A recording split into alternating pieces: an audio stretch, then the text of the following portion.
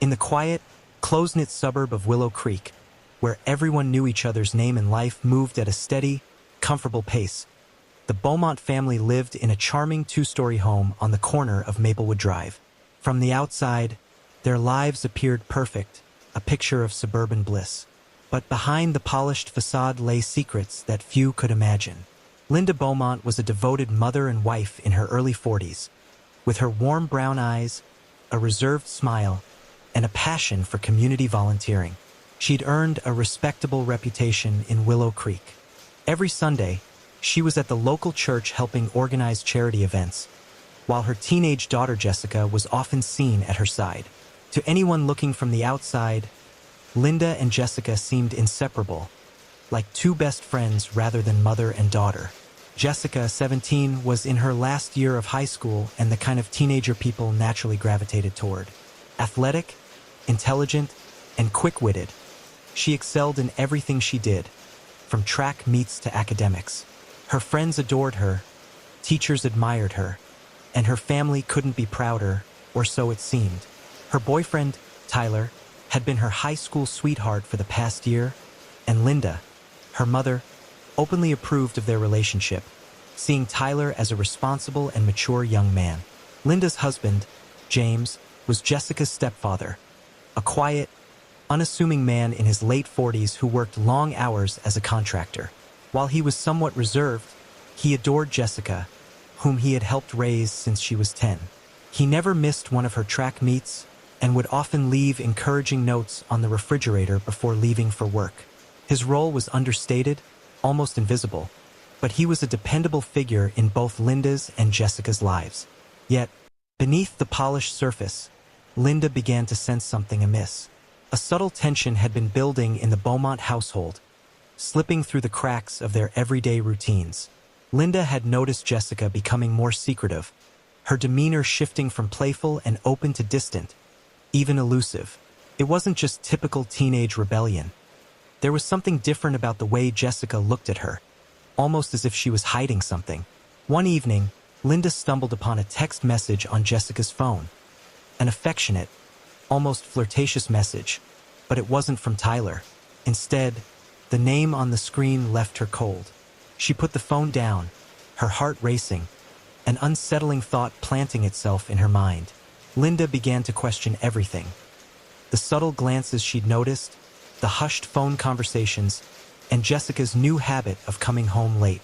Linda wondered if this newfound secrecy was just a teenage phase, or if there was something deeper, something that could unravel the life she'd worked so hard to build. The atmosphere in Willow Creek was serene, but for Linda, the shadows seemed to grow darker each day. Her once perfect life now felt like it was fraying at the edges. She could feel a storm brewing just beneath the surface, a silent yet powerful force that would soon break into the calm of their home, leaving them forever changed. In this close-knit town where no secret ever seemed to stay buried for long, Linda feared that her family's hidden truths would soon come to light, and with devastating consequences. For the first time, she felt that her perfect world was a fragile illusion, one that could shatter with just a single revelation. The sun had long set over Willow Creek, casting the Beaumont home into silence, save for the low hum of the refrigerator and the occasional creak of the old wood floors. The night was still, almost eerily so, when Linda, having stayed up past midnight, drifted into a restless sleep on the living room couch, her mind heavy with unease. It was nearing dawn when a soft, muffled noise stirred her awake. Blinking, disoriented, she sat up and tried to place the sound, but the house was silent once more.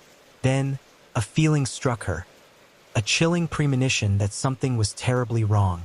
Driven by a mother's instinct and dread, Linda rose and moved down the hallway toward Jessica's room. The door was ajar, a faint crack of moonlight spilling in from the window. She pushed the door open further, her heart racing, only to be met by a sight that would haunt her forever. Jessica lay motionless on her bed, her body twisted in an unnatural angle. Her once vibrant face was now pale and bloodied, her lips parted as if frozen in a final breath. The bedsheets, usually so neatly arranged, were crumpled and stained with flecks of dark crimson spattered across the stark white fabric. Her hands, stiff and unmoving, were clenched around the sheets, as though she'd fought desperately in her final moments. Linda's knees buckled, her voice caught in her throat. She wanted to scream, to run, to do anything but stand frozen in horror.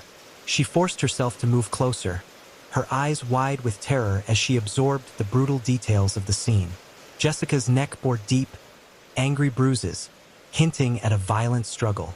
On the floor beside the bed, a lamp lay shattered, its pieces scattered like jagged puzzle pieces across the carpet. Her bedroom, usually filled with the scent of floral perfume, now carried a faint metallic odor mixed with something darker, something that smelled of finality. Linda's hands trembled as she reached out to touch her daughter but stopped short, as if the reality of the cold body before her might shatter her completely. Her mind struggled to process what she was seeing, desperately clawing for any explanation that might make this nightmare go away. She noticed faint scratches on Jessica's wrists and forearms, defensive wounds from when she must have tried to fight back. Her gaze drifted to the corner of the room, where a crumpled piece of paper lay smeared with what looked like blood. It was a small note Jessica had jotted earlier in the week, listing plans for the weekend, reminders about her track meet, a line about meeting someone important. Linda's stomach lurched as she pieced together fragments of her daughter's final days, each one now taking on an ominous tone she hadn't recognized before. A harsh sob escaped her lips as she sank to the floor, unable to keep herself upright. "Jessica," she choked, her voice filled with a heartbreak so deep it seemed to echo through the room.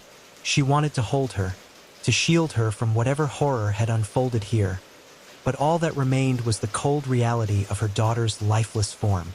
She couldn't fathom who would do this, why anyone would hurt her Jessica. Her mind raced through the people in their lives, searching for someone, anyone who could be responsible. But every face she pictured felt impossible. Jessica had friends, admirers, a community that adored her. The notion that someone had betrayed that trust, had taken her precious daughter's life, was incomprehensible.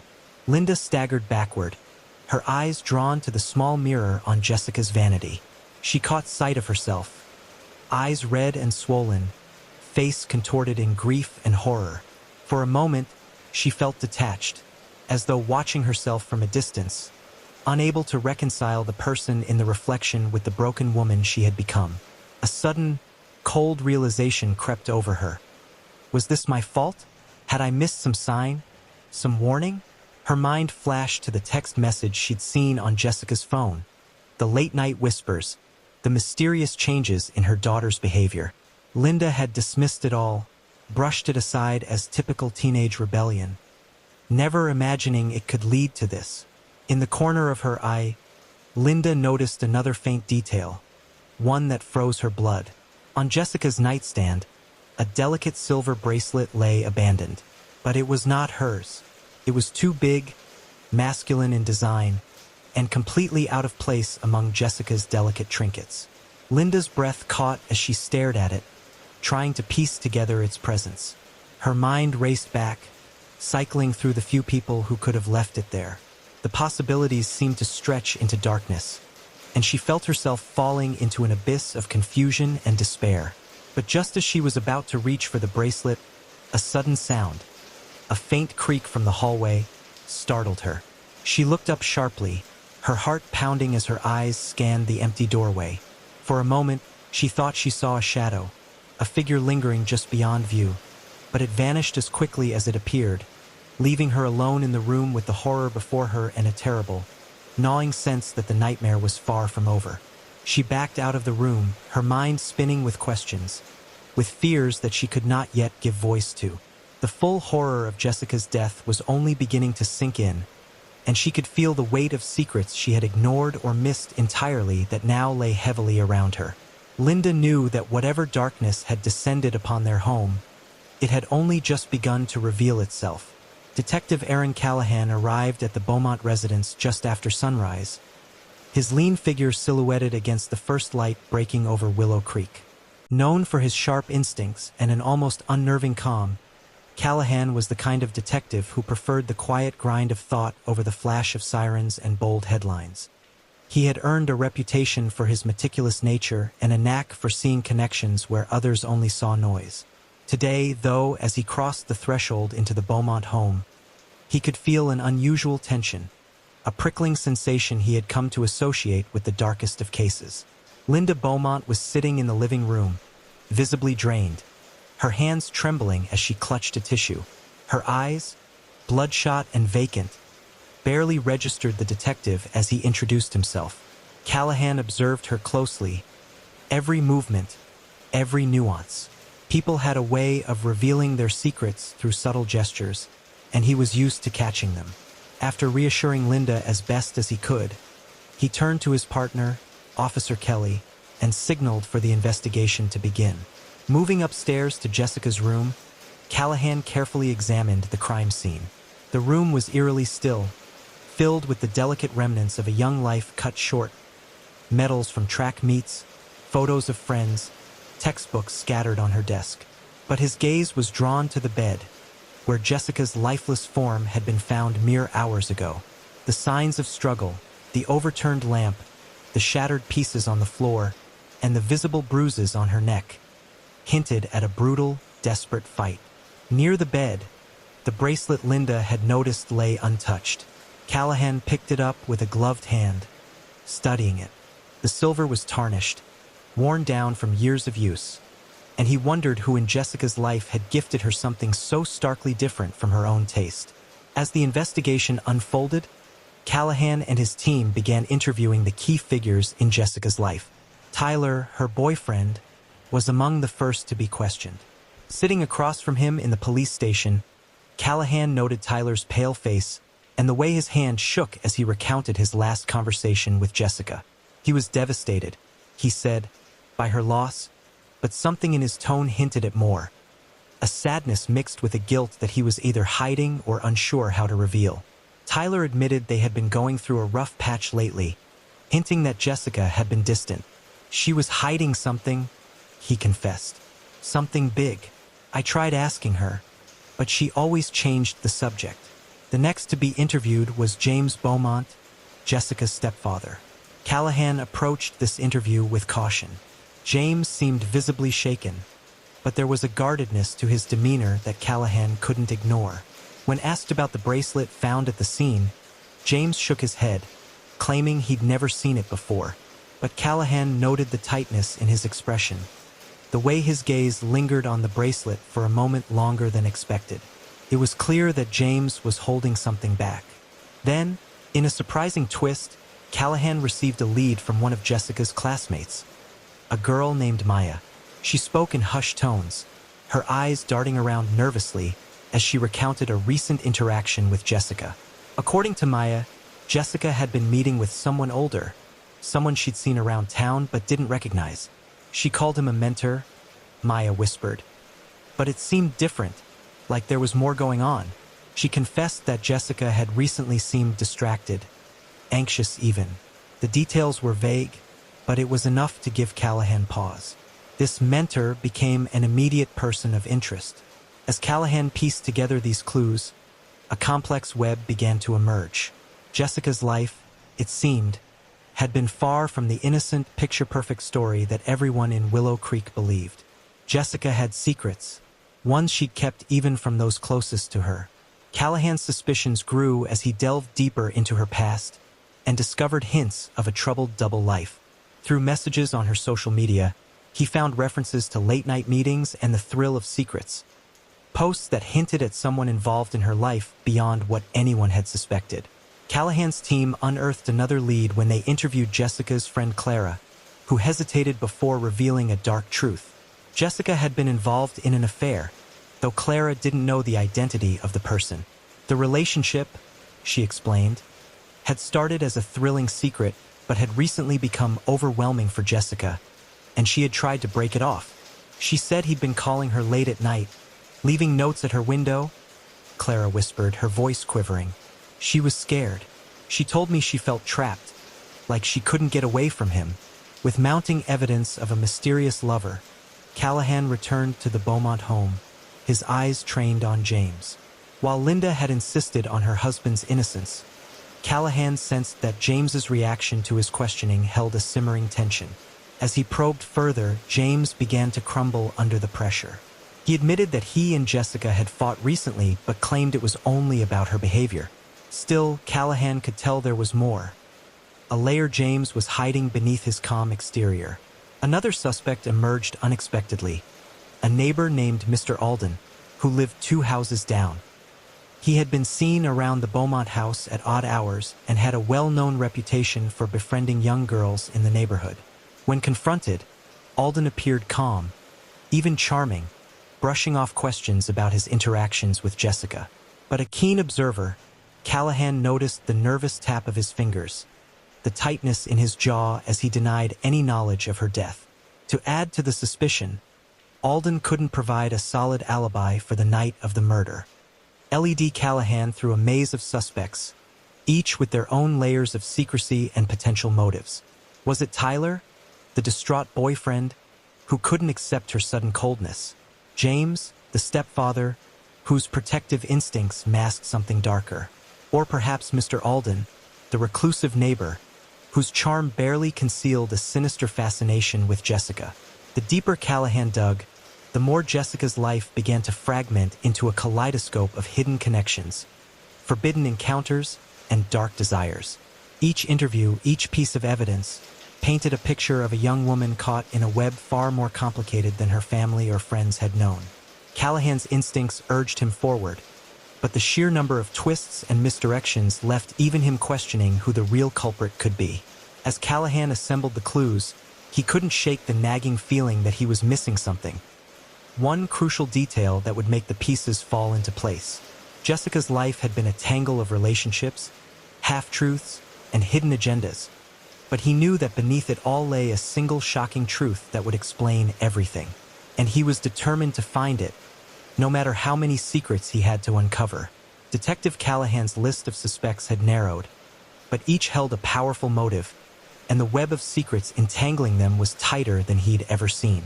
Tyler sat in the interrogation room, his eyes rimmed with red, fingers tapping nervously on the table. "We were drifting apart," he confessed, staring down at his hands. "But I loved her. I couldn't just let her go." His voice cracked, and Callahan observed him closely. Tyler's sorrow seemed genuine, yet there was a simmering resentment beneath the surface, an anger that flickered in his eyes when he spoke of Jessica's sudden distance. He admitted to their arguments and the jealousy that had gnawed at him, but as he spoke, his alibi began to fray. His story about being home that night didn't match his phone records, which placed him near Jessica's street. When pressed, he stammered, "I just drove by. I wanted to see if her light was on. If maybe we could talk." The statement added layers of doubt. Was he an innocent boyfriend desperate for answers?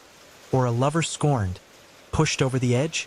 James, sitting stiffly on Callahan's scrutiny, seemed a hollow version of the man he once portrayed. His relationship with Jessica had grown tense, he admitted, especially in the weeks before her death. "She was acting out," he said, his tone defensive, almost bitter. As Callahan pressed him, James revealed a side of himself that his family likely never saw. He spoke of the growing frustration with Jessica's rebellious streak, her late nights, her cryptic phone conversations. Callahan noticed how James clenched his jaw at the mention of Jessica's unknown mentor, his possessiveness barely hidden. He fumbled over his alibi, claiming he was out on a last-minute job, yet the absence of a work order made his statement weak. When Callahan brought up the silver bracelet, a flicker of recognition crossed James's face before he hastily looked away. The stepfather, who had once been Jessica's protector, now seemed more suspect than anyone. His resentments tangled with a possessiveness that hinted at a darker obsession. Mr. Alden exuded a disarming calmness, his demeanor so casual that it unnerved Callahan. A retired teacher in his 60s, Alden claimed to have simply watched out for the neighborhood kids. But when asked about Jessica, his gaze lingered a moment too long. "Jessica was a bright girl," he commented, a thin smile stretching across his lips. "A bit rebellious, but that's to be expected at her age." When Callahan confronted him about the late-night visits and sightings around the Beaumont home, Alden feigned innocence. I go on walks. Insomnia, he said. Yet Callahan noted the tightening of Alden's fingers around his watch strap. Alden's alibi was vague, his timeline barely holding up under questioning. But what truly raised suspicion was his eerie knowledge of details about Jessica's life. Details only a close confidant or an obsessed watcher would know. He deflected Callahan's accusations skillfully, but his charm couldn't hide the darkness that lurked beneath his polite facade. While she was the grieving mother, Linda's responses seemed increasingly guarded. Callahan noticed her reluctance to discuss the deeper aspects of Jessica's life, her hesitation whenever her husband or Tyler was mentioned. Under pressure, Linda revealed that she'd known about Jessica's mentor but had never confronted her, fearing it would drive a deeper wedge between them. I didn't want to lose her, she whispered, her face pale. The detective detected a subtle resentment in Linda's voice, a hint of rivalry over Jessica's attention, as though Jessica's life choices were a reflection of Linda's own failures. It was then Callahan noticed Linda wore an identical bracelet to the one found in Jessica's room. When he questioned her about it, her response was evasive, her hand shaking as she attempted to explain it away as a coincidence. Was it grief clouding her judgment, or was Linda hiding something deeper? Perhaps a resentment that had grown into something far darker? With each suspect holding tangled secrets, Callahan's frustration mounted. Every time he thought he was close to a breakthrough, a new twist complicated the case, leaving him questioning the truth behind each confession and alibi. Tyler's jealousy, James's possessiveness, Alden's eerie fascination, and Linda's silent anguish all pointed to motives hidden behind veils of lies and resentment. The tension in every confrontation was palpable, each suspect's emotions breaking through the cracks of their composure, hinting at guilt but never providing enough to confirm it. The investigation had become a tense dance of deception, and Callahan knew that beneath the secrets and tangled motives, one of them held the truth. But the real killer's identity remained just out of reach, hidden in shadows, waiting for him to make the final, inevitable discovery. Detective Callahan sat alone in his office, the silence pressing down on him as he reviewed the evidence yet again.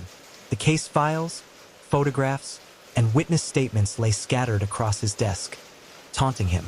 Every suspect had left him with hints of guilt, yet none of them held a definitive answer, until, at last, he noticed a small but pivotal detail he'd overlooked: a voicemail recorded by Jessica on her phone the night of her death. His hands trembled as he played the voicemail. Jessica's voice was barely audible, her words whispered, tense with fear. "I know what you've done," she said, her tone a mixture of anger and betrayal. "You can't keep me silent forever. I'll tell them everything." The last words were cut off, leaving an echo of unresolved terror in the silence. The message left a chilling realization. Jessica's final moments were with someone she knew well, someone she trusted and yet feared. In that moment, the pieces fell into place. The bracelet found at the scene, the jealousy, the strained family dynamics, and Jessica's hidden life had all pointed to a single shocking truth. Linda, Jessica's own mother. Callahan replayed their conversations in his mind.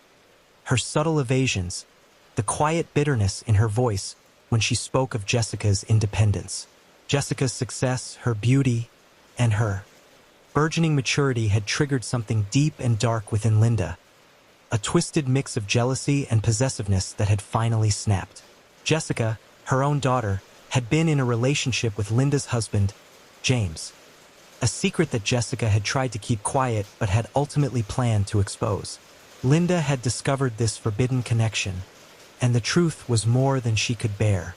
With this revelation in hand, Callahan returned to the Beaumont home, where Linda sat waiting, her expression guarded but steady.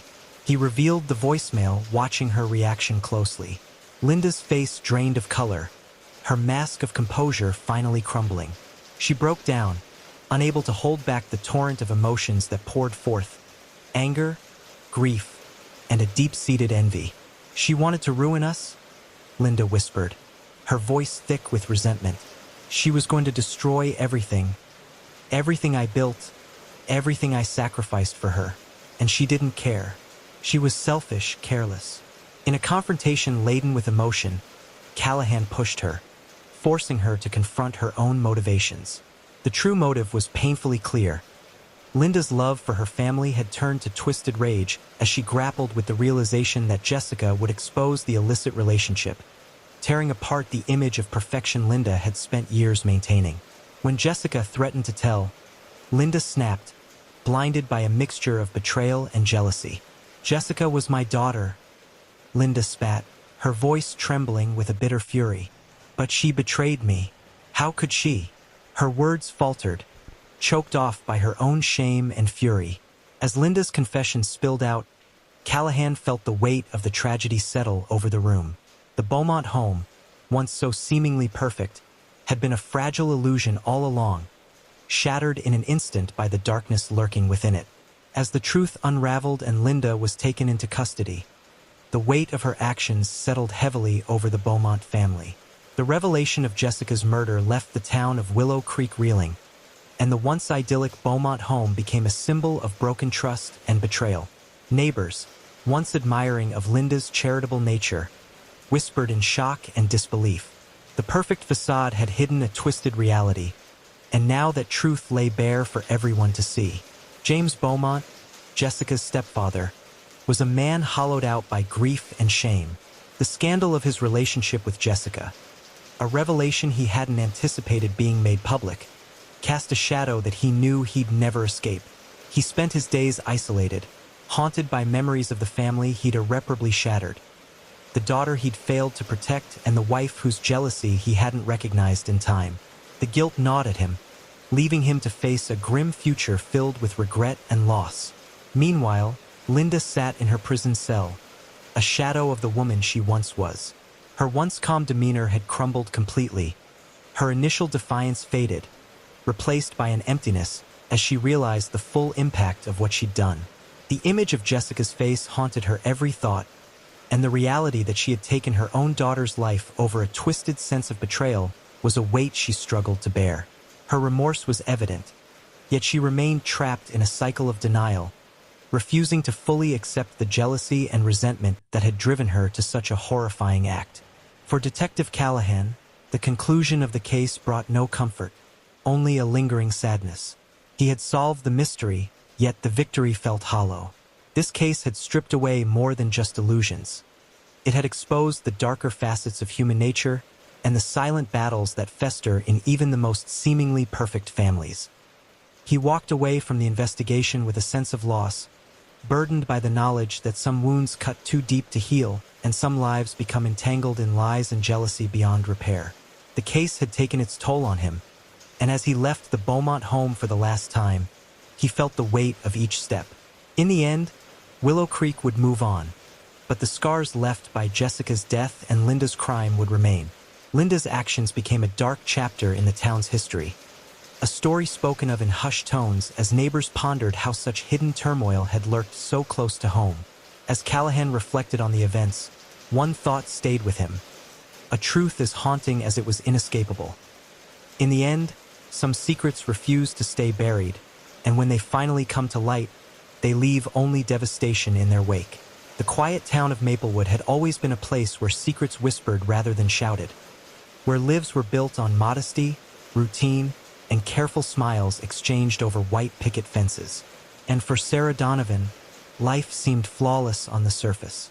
A 32-year-old architect with a promising career, she was known for designing elegant homes, places that breathed life and security into empty lots, much like the one she built for herself alongside her fiancé, Liam Hayes. Sarah had always been a pillar in the community, polished, driven, and charitable. She was admired for her involvement in local causes and known for her friendly, welcoming spirit. And tonight, as the bride, she glowed with happiness and pride. Everything in the reception hall was perfect, down to the imported roses and fine china. Her wedding dress was simple yet captivating, hugging her frame in delicate silk and lace, a true representation of who she was, or at least who she showed the world. Yet behind her soft smiles and graceful demeanor, there were layers that few dared to peel back, shadows lingering just out of sight. Sarah had always been the type to conceal her vulnerabilities, the quiet scars of her past. She was, after all, the one everyone turned to for support. Tonight, though, her heart held a quiet unease, an attention she couldn't shake, one that twisted deep as the night unfolded. Liam, her new husband, was every bit the perfect match for her. A charming, ambitious businessman, he was well-liked by everyone who met him, from her friends and family to his old college buddies, including his best man, Ryan Mendez. Ryan was an undeniable part of Liam's life, a figure who'd been there through every victory and loss, his confidant, his brother in arms. Handsome and slightly reckless, Ryan's smile carried a mischievous glint, and his charisma matched Liam's perfectly. He was the type who could turn any gathering into a lively affair, and Sarah had known him as Liam's best friend for years. Tonight, as the wedding festivities spilled over into the early hours, it was Ryan who had been responsible for keeping the energy alive, filling the room with laughter and witty toasts. But even as he danced and drank with the guests, Sarah couldn't shake the feeling that there was something else going on beneath his carefree exterior. A subtle glance exchanged between him and Liam, a shared whisper that passed too quickly, a momentary touch that seemed to linger just a fraction too long. She told herself it was nerves, the exhaustion of the day, but something felt off. The wedding venue, a grand but isolated estate on the outskirts of town, had been chosen for its privacy and elegance. Nestled between dense woods and a shimmering lake, it was the kind of place that felt both enchanted and eerie in the dark. The surrounding forest, usually filled with soft rustling and birdsong, felt silent tonight, as if nature itself was holding its breath. The lake glistened under the moonlight, casting shifting shadows that danced along the windows. It was beautiful, but in that moment, to Sarah, it felt lonely and strange. As the night wound down, guests began to leave, and the joyous noise of the evening softened to a murmur. Sarah could feel a weight pressing down on her chest, an inexplicable dread she couldn't quite name. She looked at Liam, at the way he spoke to Ryan with such familiarity, at the closeness that felt more intense than simple friendship. And there, in the soft light of the venue, she saw something pass between them, a connection that felt raw, intimate, and hidden. Sarah's heart tightened, as if gripped by a ghostly hand, her mind racing back through fragmented memories and unanswered questions. It was something she'd never been able to place but had felt over time, like a splinter beneath the skin. Unaware that this night was destined to end in blood and betrayal, Sarah tried to brush aside the growing darkness within her, refusing to let herself drown in her suspicions on a night meant for love. But the truth, buried deep in the shadowed corners of the venue, was already starting to claw its way out. And by morning, Maplewood would be changed forever. As dawn's first light seeped through the grand windows of the estate, a quiet settled over the scene, almost sacred in its stillness. The vibrant energy of the wedding night was now nothing more than a faint memory, replaced by an air thick with dread and death. Sarah Donovan was the first to find it, the macabre tableau that would haunt her every waking moment. She had woken with a strange urgency, the remnants of a restless night prickling her skin with an inexplicable sense of dread. Her new husband, Liam, was nowhere to be seen, and a thin chill ran down her spine as she walked through the hushed hallways, still adorned with garlands and delicate bouquets from the night before. Sarah's footsteps echoed off the marble floors as she approached the library, the last place she'd seen Liam and his best man, Ryan. She'd come looking for him earlier in the night, but hearing low voices and a murmured laugh through the thick door, she decided to leave them to their conversation. But now, silence filled the air, heavy and unnatural. She hesitated just a second before pushing open the library doors. Her breath caught, a scream clawing at her throat but dying before it could escape. Liam's body lay sprawled across the floor, his white dress shirt soaked through with blood that had already begun to dry, staining the pristine silk in harsh, accusing streaks of red.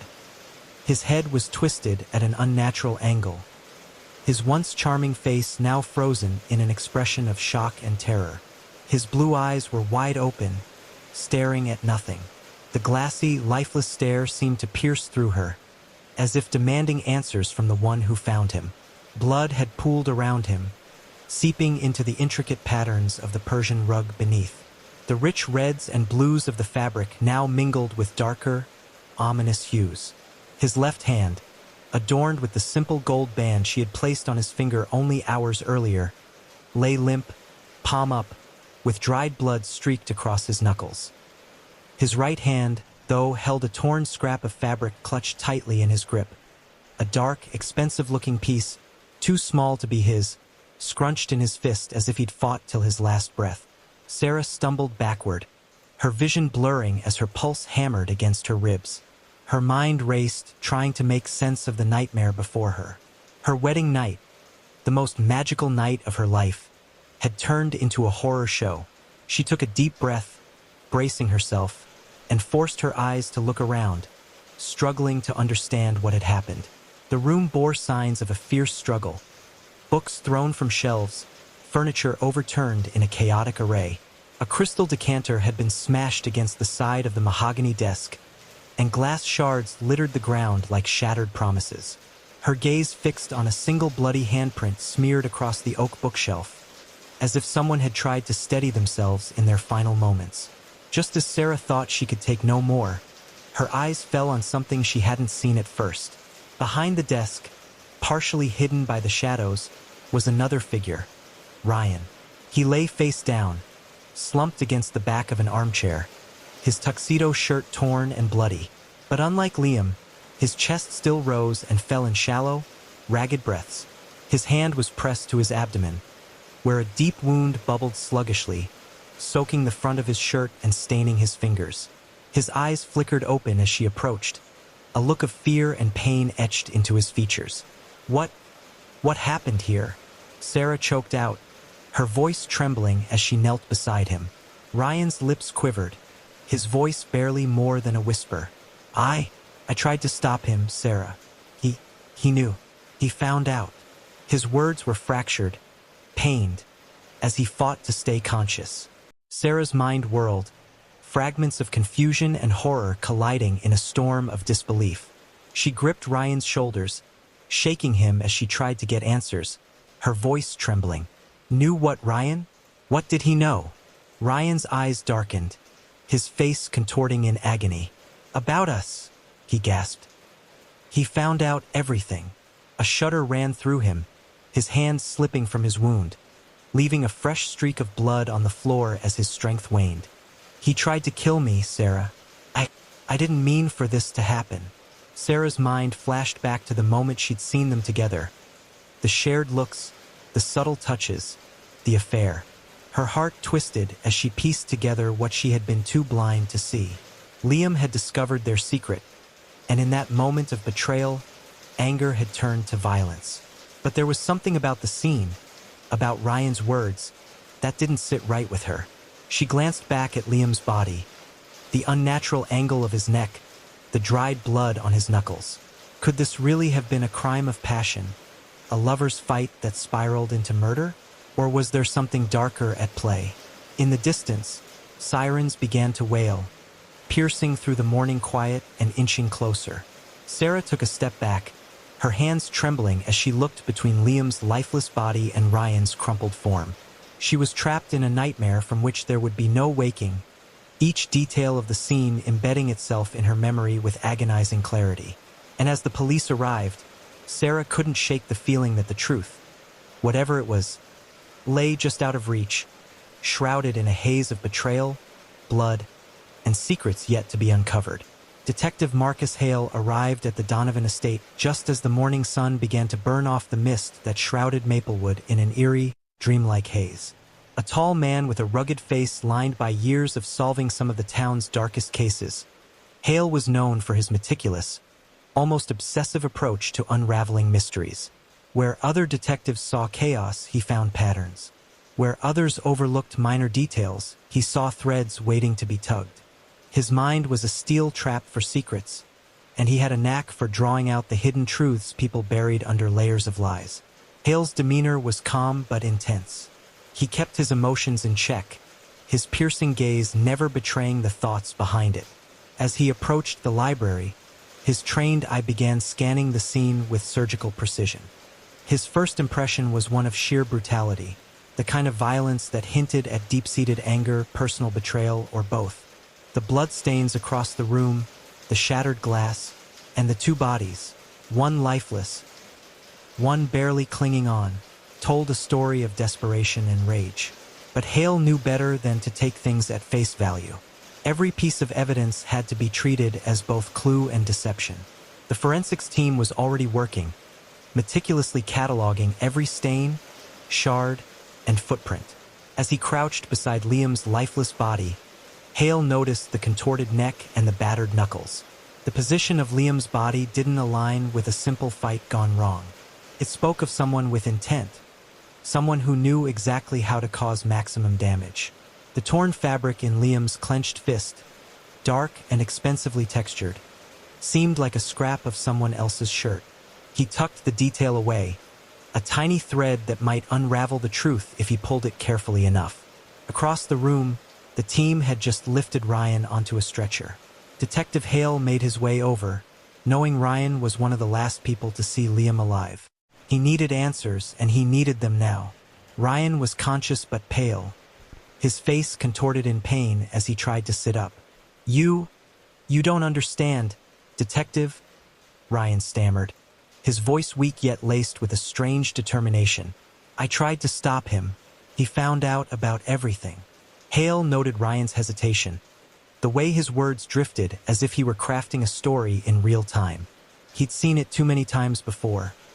Someone desperate to twist the narrative, to control the details that would inevitably come back to haunt them. What exactly did Liam find out? Hale's tone was gentle but firm. Ryan's eyes darted around the room, his voice trembling as he replied, "About us. Liam, he discovered that Sarah and we were having an affair." A single tear slipped down his cheek as he added, almost as an afterthought, "I never wanted any of this." Detective Hale felt the weight of Ryan's words, but didn't allow himself to buy into the apparent remorse just yet. Ryan might be telling the truth, or he might be setting up a defense before anyone even suspected him. After all, affairs had the power to ruin marriages, friendships, and sometimes even lives. But he needed more than just the confession of infidelity to close this case. As he left the library, Hale began questioning the wedding guests still at the estate. Each had their own perspective, their own version of the night's events. The first to speak was Vivian Dawson, Sarah's closest friend and the maid of honor. She was nervous, her hands wringing together as she spoke, but there was a darkness in her gaze, something hesitant. "Liam, he wasn't the man everyone thought he was," Vivian murmured, a trace of bitterness in her tone. "People thought of him as perfect, but he had secrets." Detective Hale probed, watching her closely. "What kind of secrets?" Vivian hesitated, biting her lip. "He had a history with gambling debts, things he kept hidden from Sarah. I tried to warn her, but she was so in love." Her voice cracked slightly, and Hale noted the pain etched across her face. "Maybe he married her to get access to her money," she whispered. "Liam could be ruthless when he wanted something." Interesting. Hale stored this information, and as he continued his inquiries, other guests painted a picture of a man who had charmed everyone but kept his personal life a maze of contradictions. He was charming but calculated, driven but occasionally erratic. And more than one person hinted at his temper, an anger that could flare up without warning. Then there was Peter Anderson, Liam's business partner. Hale found him lingering by the doorway, his hands shoved deep into his pockets. Peter's voice was low and guarded, but his eyes darted around as if the walls themselves held secrets. "I'm not saying Liam deserved it," Peter muttered, "but he wasn't exactly clean either. We were in business together, but he took risks, big ones. We had a recent disagreement about funds, you could say." "What kind of disagreement?" Hale pressed. Peter shifted uncomfortably. "Liam borrowed money from some less than reputable people. He was always pushing limits, never knowing when to stop. They came to me last week, asking if I knew his whereabouts. I warned him, but he brushed it off like it was nothing." Peter's voice grew softer, as if he feared being overheard. "I wouldn't be surprised if someone else wanted him dead, Detective. Someone he owed." With each new piece of information, Hale's mind whirled with possibilities. Was this crime about revenge, jealousy, or something else entirely? Ryan's affair with Sarah, Liam's gambling debts, and his financial dealings all painted a murky picture. Just as Hale was about to leave the room, he caught sight of Sarah standing by the window, staring at nothing. Her face was ashen, her hands clenched tightly together. When he approached, she looked up, a flicker of anger flashing in her eyes. "I loved him," she whispered, her voice raw, "but he wasn't the man I thought he was." Her words were chilling, layered with pain and betrayal. "He hurt people, detective, and he thought he could get away with it all." Hale looked at her, his instincts telling him there was more she wasn't saying. He sensed the weight of an untold story, something that would lead him closer to the truth. As he studied her face, he realized the victim wasn't the only one hiding a double life. The web of secrets, lies, and grudges seemed to pull tighter around everyone involved, each person entangled in ways that even they couldn't fully see. As he pieced together the clues, Hale knew he was onto something bigger than a simple love triangle or a crime of passion. The true motive remained veiled, a mystery within a mystery. But one thing was certain. Everyone here had something to lose, and in Maplewood, that was reason enough to kill.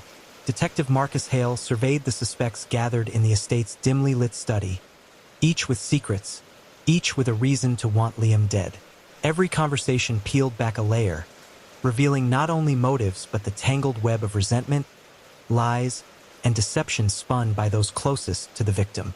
Ryan Mendez, the best man and Sarah's secret lover, sat stiffly in a chair, his pale face and bandaged side from the stabbing still fresh reminders of the violence that had unfolded. Though he had already confessed to the affair, Hale sensed there was more to Ryan's story, and he began with a cold question. "Ryan, if you were only defending yourself, how is it that Liam ended up dead while you only sustained a minor injury?" Ryan's jaw tightened.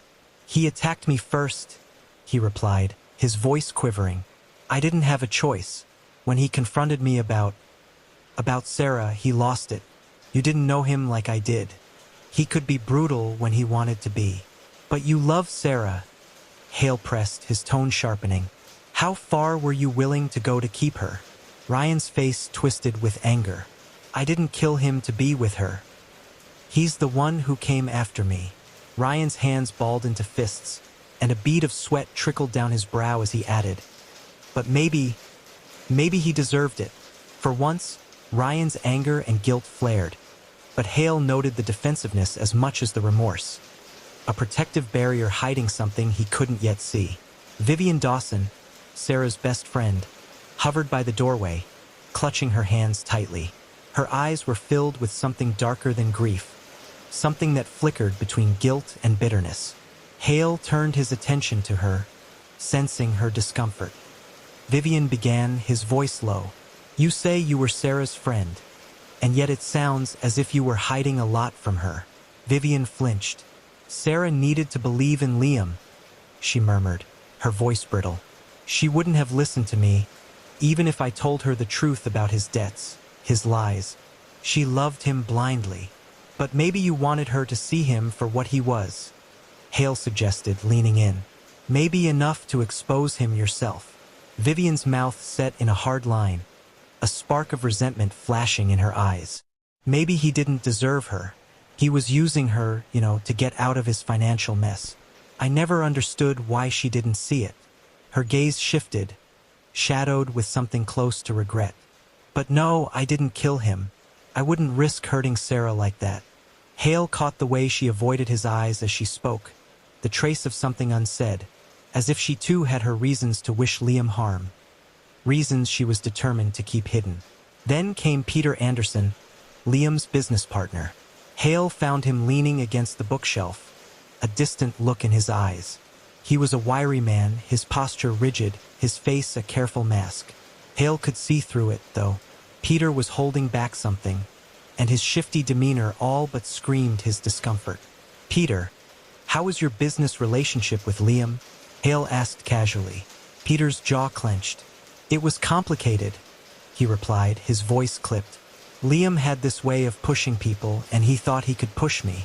But I'm not like everyone else in his life, detective. I don't just follow orders. He was reckless with our finances, put us both at risk. Hale nodded, prodding further. Risk enough to threaten his life? Peter's eyes flickered, and for a second, a flash of anger broke through his calm exterior. All I wanted was for him to pay his share. He put us both on the line, dragging me into his gambling and lies. It was just a matter of time before someone else would have come after him. I didn't need to dirty my hands. But maybe you saw an opportunity to end his hold over you. Hale pressed, his gaze steady. To free yourself from his debts. Peter scoffed, crossing his arms. He was nothing to me, detective, just a burden. But murder, I didn't hate him that much. His voice was calm, but the way his lips tightened hinted at an anger he wasn't willing to let Hale in on fully. Finally, Sarah, the grieving widow, emerged from the shadowed corner of the room, her face a mask of anguish and something else, something that burned beneath her calm. Hale sensed a shift in her, as if she was on the edge of revealing more than she'd intended. You say you loved Liam, Hale started, his voice almost soft. But love and loyalty can become complicated when betrayal is involved, can't it? Sarah's face contorted, her eyes blazing as she met Hale's gaze head-on. He betrayed me, yes, but I wanted him to hurt like he hurt me. Not this. Her voice cracked, but Hale didn't miss the steely edge in her tone, a bitterness she hadn't let herself fully express. He took everything from me, my trust, my love, but I didn't kill him. But maybe you knew he deserved it, Sarah. Maybe part of you wanted it. Hale's words were harsh, probing, and he watched as her resolve wavered, her eyes clouding with a mix of guilt and anger. Tension in the room. Each suspect, a bundle of conflicting emotions, each with a story that only half revealed the truth. Every alibi, every confession contradicted the last, winding a complex knot of lies and motives that Hale would have to untangle. He knew he was closing in, but the final piece, the twist that would unravel it all, still lay just beyond reach, hidden in the darkest corners of these people's secrets. Detective Hale stood in the estate's grand library, surrounded by the suspects, each tense and on edge. The final pieces of the puzzle were finally sliding into place in his mind. He took a deep breath, bracing for the storm about to erupt. In his hand, he held a small, damning piece of evidence, an audio recording recovered from Liam's phone, hidden in his study drawer, waiting for the right ears to find it. This recording, Hale announced, holding the phone up, holds Liam's final words, a message that reveals everything. He pressed play, and a shaky, static-laden recording filled the room. Liam's voice, barely more than a whisper, was laced with fear and betrayal. I know the truth, Vivian, he said, gasping for air. You told me you loved me, but it was always a lie. It was always about the money, wasn't it? Vivian's face went ashen, her hands trembling, but Hale's eyes stayed fixed on her, his voice sharp. The night Liam confronted Ryan and you, he continued, was when he found out the real betrayal. Not only was Ryan having an affair with Sarah, but you, his closest friend, the one he trusted most, were conspiring against him, with plans to cut him off and take control of his funds, even if it meant forcing his hand. And when he confronted you, things turned violent, didn't they? Vivian's eyes darted around the room, desperation and fury blazing in her gaze. Liam was a fool, she spat, her voice high-pitched and trembling. He didn't deserve any of it. I gave him years of loyalty, of friendship, while he gambled away our company's future. And when I found out about his rainy day stash, meant to escape it all, you have no idea what that did to me. A silence fell, thick and suffocating. Hale nodded, the final piece clicking into place. But you couldn't do it alone, could you? So you convinced Ryan, twisting the truth, telling him Liam would expose his affair with Sarah to ruin their lives and cut him off from everyone he loved. That's why you showed up at the estate, why you orchestrated this confrontation. And when it came to a head, you struck him first, then had Ryan take the fall. Vivian's face contorted, a twisted mix of fury and anguish as she yelled, "Liam would have taken everything. From me. From us. I did what I had to do." Ryan looked at her, horrified. You lied to me. I never wanted to hurt him, Vivian. I thought you were helping me protect Sarah." "Protect her?" Vivian scoffed, her tone dripping with disdain. "You were just as weak as Liam. All you ever wanted was Sarah's affection. A fantasy. While She stopped herself, her voice faltering as she realized her slip. Hale seized the moment. "Yes, while you wanted control, Vivian. For you, this was never about loyalty or love, only power and revenge. And when Liam finally saw through you, it was too late for him." Vivian's face went cold, her last shred of pretense falling away. "He brought this on himself. I only did what anyone else would have done in my place." In the stunned silence, Hale took one final look around the room, the weight of truth hanging heavy. The shocking reveal sank in, every betrayal and twist painfully clear, leaving everyone to face the ruins of lives built on secrets. The room fell silent as Vivian was led away. Her expression hardened, shoulders rigid with pride, unwilling to show any trace of remorse.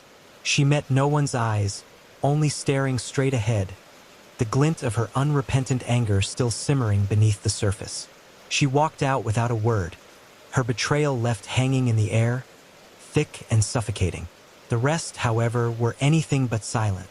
Sarah, numb with shock, sank into a nearby chair, her body drained, her face a reflection of anguish and disbelief. The affair, the lies, the loss of the man she had thought she'd known.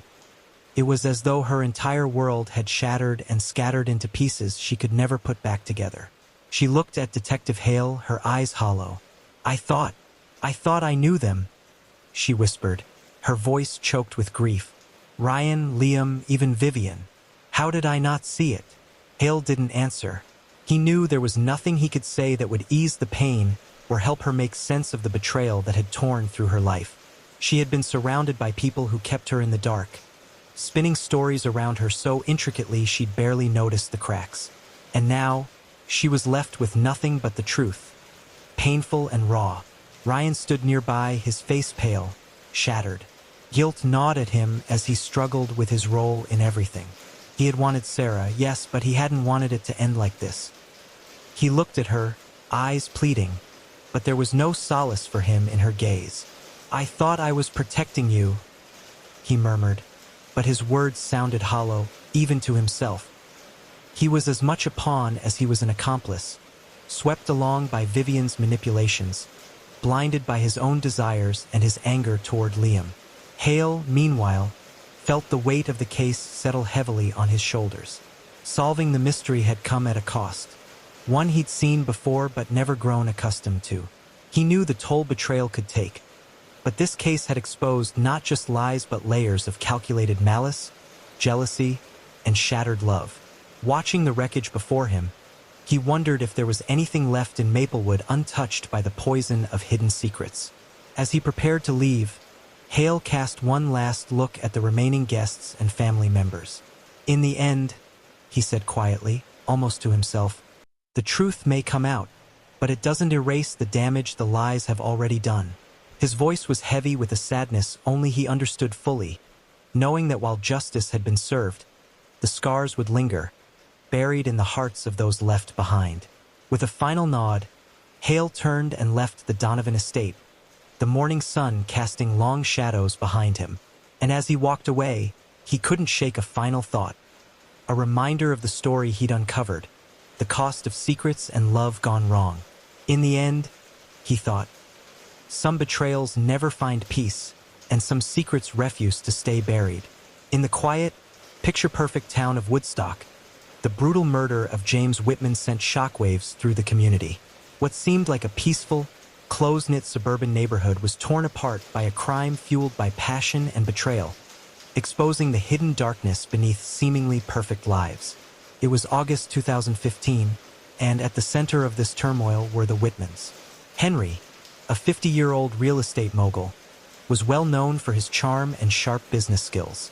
His wife, Diana, a 48-year-old boutique owner with a flair for fashion and a captivating personality, had been a staple in the community for over 15 years. Their marriage appeared flawless, almost too flawless, and this was exactly how the entire community viewed them. They were close friends with the Harpers, Simon, a university professor, and his wife, Sarah, a landscape architect. They had recently moved to Woodstock with their 21-year-old son, Ethan, seeking to escape the hustle and bustle of city life for a quieter, more serene existence. Little did they know that their lives were about to be upended in a way that would not only shatter their peace but also send ripples through the entire community and beyond. James Whitman was a man driven by ambition. Born into a middle-class family in Cleveland, he used his intelligence and determination to climb his way to the top of the real estate world. With a mix of charm and relentless drive, Henry had built his real estate empire by his early 40s, becoming a name synonymous with success. He was the kind of man everyone wanted to know, the one people gravitated toward. Diana, on the other hand, came from a background of privilege. She was the daughter of a famous author and a classical pianist, growing up in a world that cherished culture and refinement. Diana studied art history in college, dreaming of one day curating in a museum. However, her dreams were put on hold when her then-boyfriend wanted them to settle down. But when he left her for another woman, Diana was devastated, losing all motivation to pursue her dreams. It was around this time that she met Henry, and they quickly hit it off. They soon decided to marry, and 2 years into their marriage, Diana became pregnant. Their families were overjoyed, and Diana herself was thrilled. Henry began spending more time away from work to care for her, and their family seemed to be the very definition of happiness. But tragedy struck when their child, born prematurely, did not survive. Diana's subsequent attempts to conceive were unsuccessful, adding a layer of sorrow to their lives.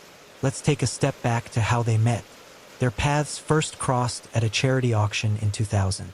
Henry, already successful but lacking meaningful personal connections, was instantly drawn to Diana's elegance and grace. Diana, a former model who had endured a difficult relationship and heartbreak, saw in Henry a chance to rebuild her life. He provided her with the emotional support and financial stability she craved. Their courtship was swift and passionate, culminating in a grand wedding. The wedding was nothing short of spectacular, held in a historic mansion. It featured silk drapes, crystal chandeliers, and a garden overflowing with thousands of roses. Diana wore a designer gown, while Henry looked every bit the distinguished businessman. The early years of their marriage were blissful. Henry's career continued to soar, bringing him wealth and accolades. He became a partner at his firm, known for his success. Diana found her own solace by opening a boutique, which became her sanctuary, a place where she could express her creativity and passion for fashion. The boutique flourished, becoming a favorite among the town's elite, and it gave Diana a renewed sense of purpose. Henry's job increasingly demanded more of his time, with late nights at the office and frequent business trips becoming the norm. The once inseparable couple began to drift apart, and Diana, feeling more and more isolated, threw herself into her work at the boutique. She expanded her business, hosted events, and tried to fill the growing void in her life with her professional endeavors. The loss of their child marked a turning point for them, a silent wound that they both felt deeply but never talked about. The nursery they had lovingly prepared remained empty, a constant reminder of their grief, and the failure to conceive again only added to the strain.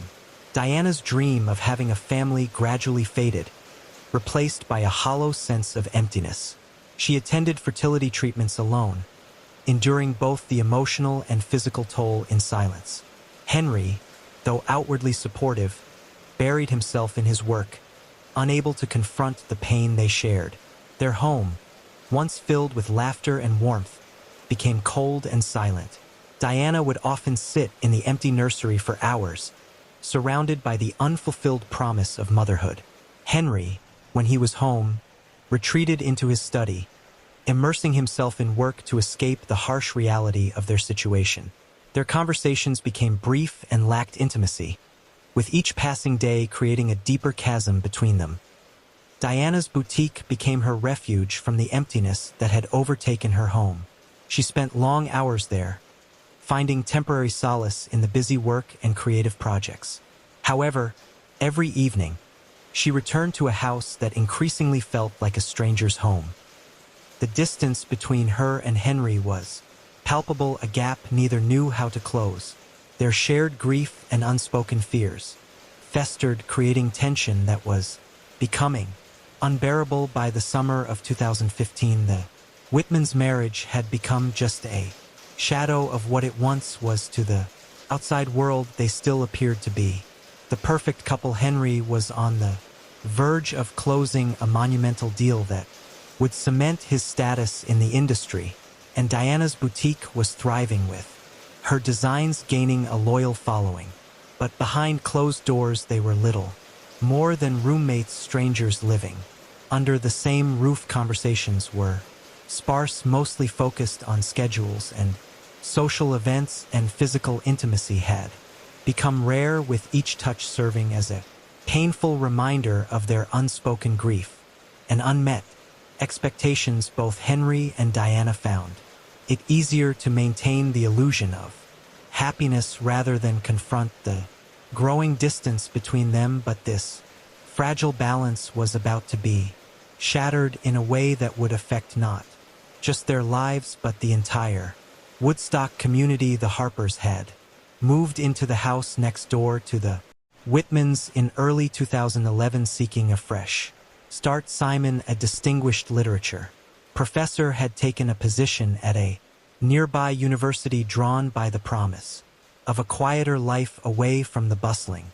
city. Sarah, a successful landscape architect, embraced the move as an opportunity to bring her creative vision to new projects. Their son, Ethan, a college junior studying environmental science, was spending the summer at home, working on a local conservation project. The Harpers quickly became known for their warmth and intelligence, fitting seamlessly into the relaxed atmosphere of Woodstock. Simon, engaging lectures at the university, earned him respect, while Sarah's stunning garden designs became the talk of the neighborhood. Although Sarah had been initially hesitant about the move, she soon found herself enjoying the tranquility and natural beauty of their new home. It was during a neighborhood block party in late June that Ethan Harper first noticed Diana Whitman in a different light. The Whitmans were hosting the event, and as usual, Henry was the center of attention, eagerly discussing his latest business ventures. Diana, feeling out of place among the crowd, had slipped away to the patio for some fresh air. Ethan, also seeking a break from socializing, wandered outside at the same moment. Their eyes met, and Ethan offered Diana a shy smile. They began talking about gardening, a hobby Diana had recently taken up to fill her lonely days. Ethan, with his knowledge of environmental science, shared tips and suggestions, and a connection began to form between them. In the weeks that followed, Diana and Ethan found more and more reasons to spend time together. Diana invited Ethan to help her with her garden, and he was happy for the chance to put his studies into practice. As you might expect, or perhaps not, their first kiss happened one rainy afternoon in early July. Ethan had come over to discuss a new garden layout, and as they worked, a sudden downpour forced them to seek shelter in the Whitman sunroom. As they stood by the window watching the rain pour down, an unspoken tension filled the air.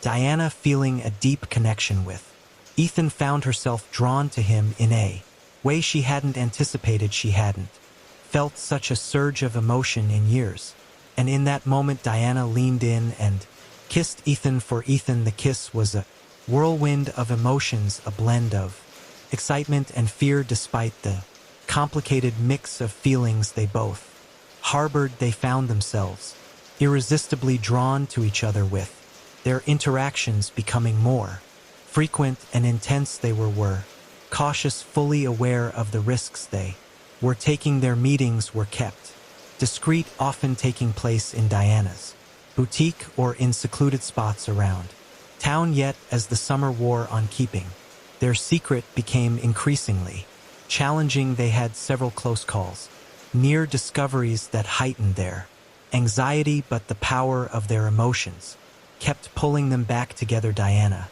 felt a rekindled joy and passion, something entirely different from the life she shared with Henry. Ethan, captivated by Diana's sophistication and the thrill of their forbidden relationship, found himself falling deeper for the older married woman. By August 10th, 2015, Woodstock woke up to another sweltering summer day for James Whitman. This day was crucial. He had an important meeting that could secure the biggest deal of his career. He left home early, leaving Diana in bed, lost in her own thoughts, knowing Henry would be away all day. Diana sent a text to Ethan, asking him to come over in the afternoon. At this point, Ethan was becoming increasingly conflicted about his feelings for Diana. He loved her, but the situation was becoming too complex, and he knew it couldn't continue. He decided it was time to end their affair and saw this meeting as an opportunity to confront his emotions. He replied to Diana, agreeing to meet. The day dragged on for both of them. Diana went through the motions at her boutique, distracted and anxious. Ethan, while working on his conservation project, found it nearly impossible to concentrate. At 1:30 p.m., Ethan made his way to the Whitman house, his heart racing.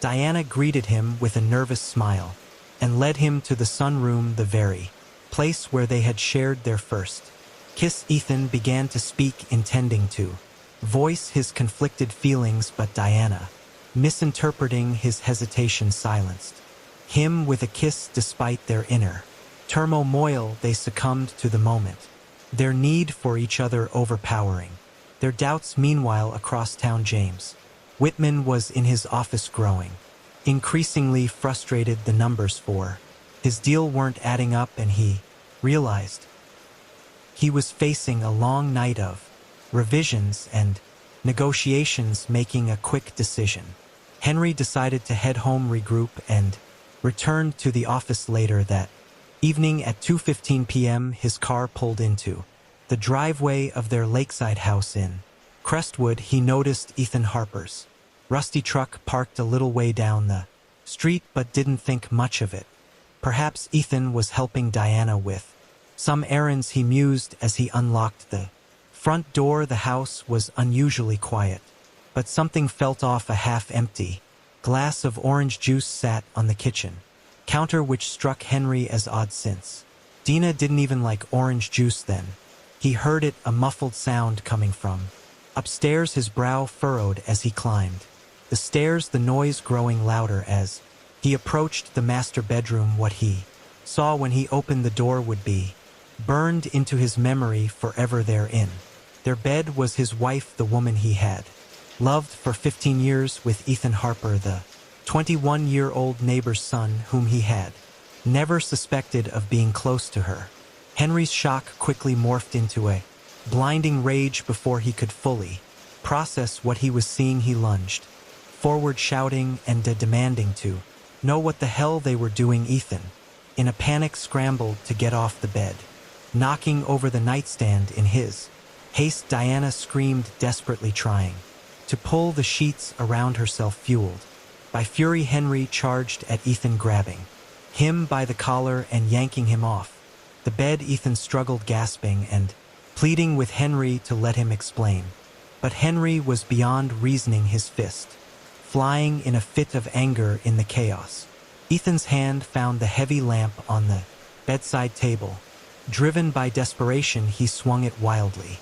The lamp struck Henry's head with a sickening thud. Henry staggered, his eyes wide with shock and betrayal. Before collapsing to the floor, the room was suddenly enveloped in a haunting silence, broken only by Diana's piercing scream as she tried to cover herself and come to terms with the horrifying scene before her. Blood pulled rapidly around Henry's motionless body. Ethan dropped the lamp, his hands trembling, horror and disbelief etched on his face. He looked at Diana, his voice barely a whisper. "What have we done?" Diana, her voice shaking but resolute, insisted that they hide the body. She looked at Ethan with wild, fearful eyes and told him she couldn't let him go to jail. Her desperation was clear, and Ethan, still in shock, nodded, numbly agreeing to whatever she said.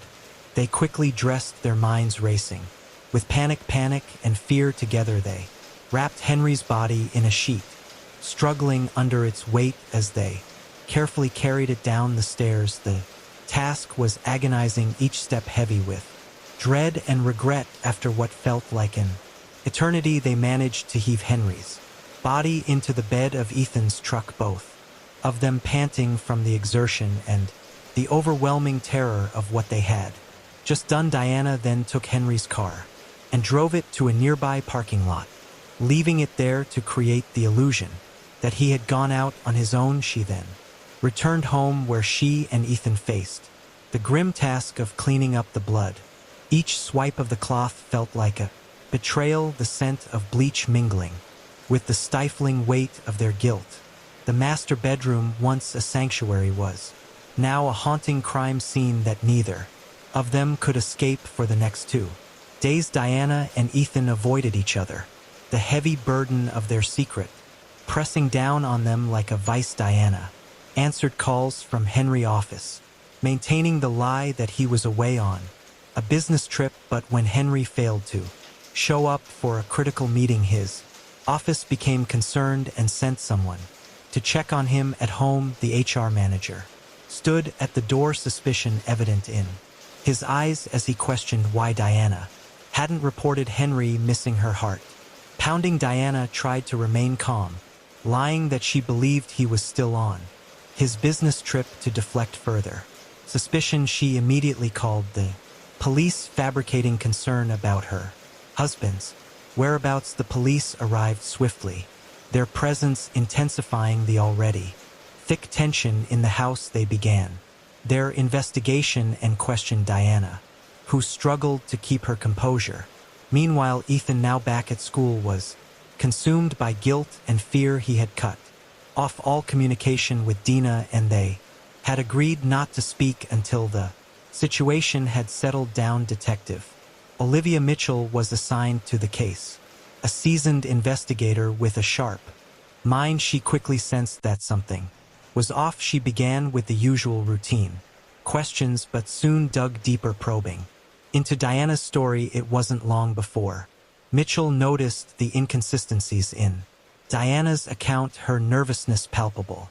With every word, the case was growing more complex, and the shadows of suspicion began to loom larger over Woodstock. Detective Mitchell, keenly observing Diana's every move, asked her about the last time she had seen her husband. Diana, trying to sound convincing, claimed that Henry had left for a business trip on Monday morning. When Mitchell pressed for more details about this trip, Diana was vague, stating that Henry often didn't mention his destinations as it was just part of his job. Mitchell nodded, taking notes, and requested access to Henry's phone records and emails. Feeling trapped, Diana reluctantly agreed. Over the next few days, the investigation intensified. Mitchell's team found nothing in Henry's phone or email records to indicate he was on a business trip. Neighbors mentioned seeing Ethan's truck at the Whitman house the day Henry disappeared, prompting Mitchell to revisit Diana for further questioning. When asked about Ethan's truck, Diana lied again, saying he had been helping with some yard work. Mitchell, skeptical, noted the implausibility of doing yard work in the middle of a scorching July afternoon, but didn't press the issue further, instead shifting her focus to Ethan Harper. Ethan, struggling with the memory of Henry's lifeless body, was approached by Mitchell at his school. When questioned about his presence at the Whitman house, Ethan stuck to Diana's story, his voice trembling as he claimed he was only there for yard work. Mitchell, sensing his fear, didn't buy his story. She hinted that coming clean would be better for him, but Ethan, despite his mounting anxiety, insisted he knew nothing. Detective Mitchell knew she needed more evidence. She called in forensic teams to the Whitman house, where they discovered traces of blood that had been hastily cleaned up with.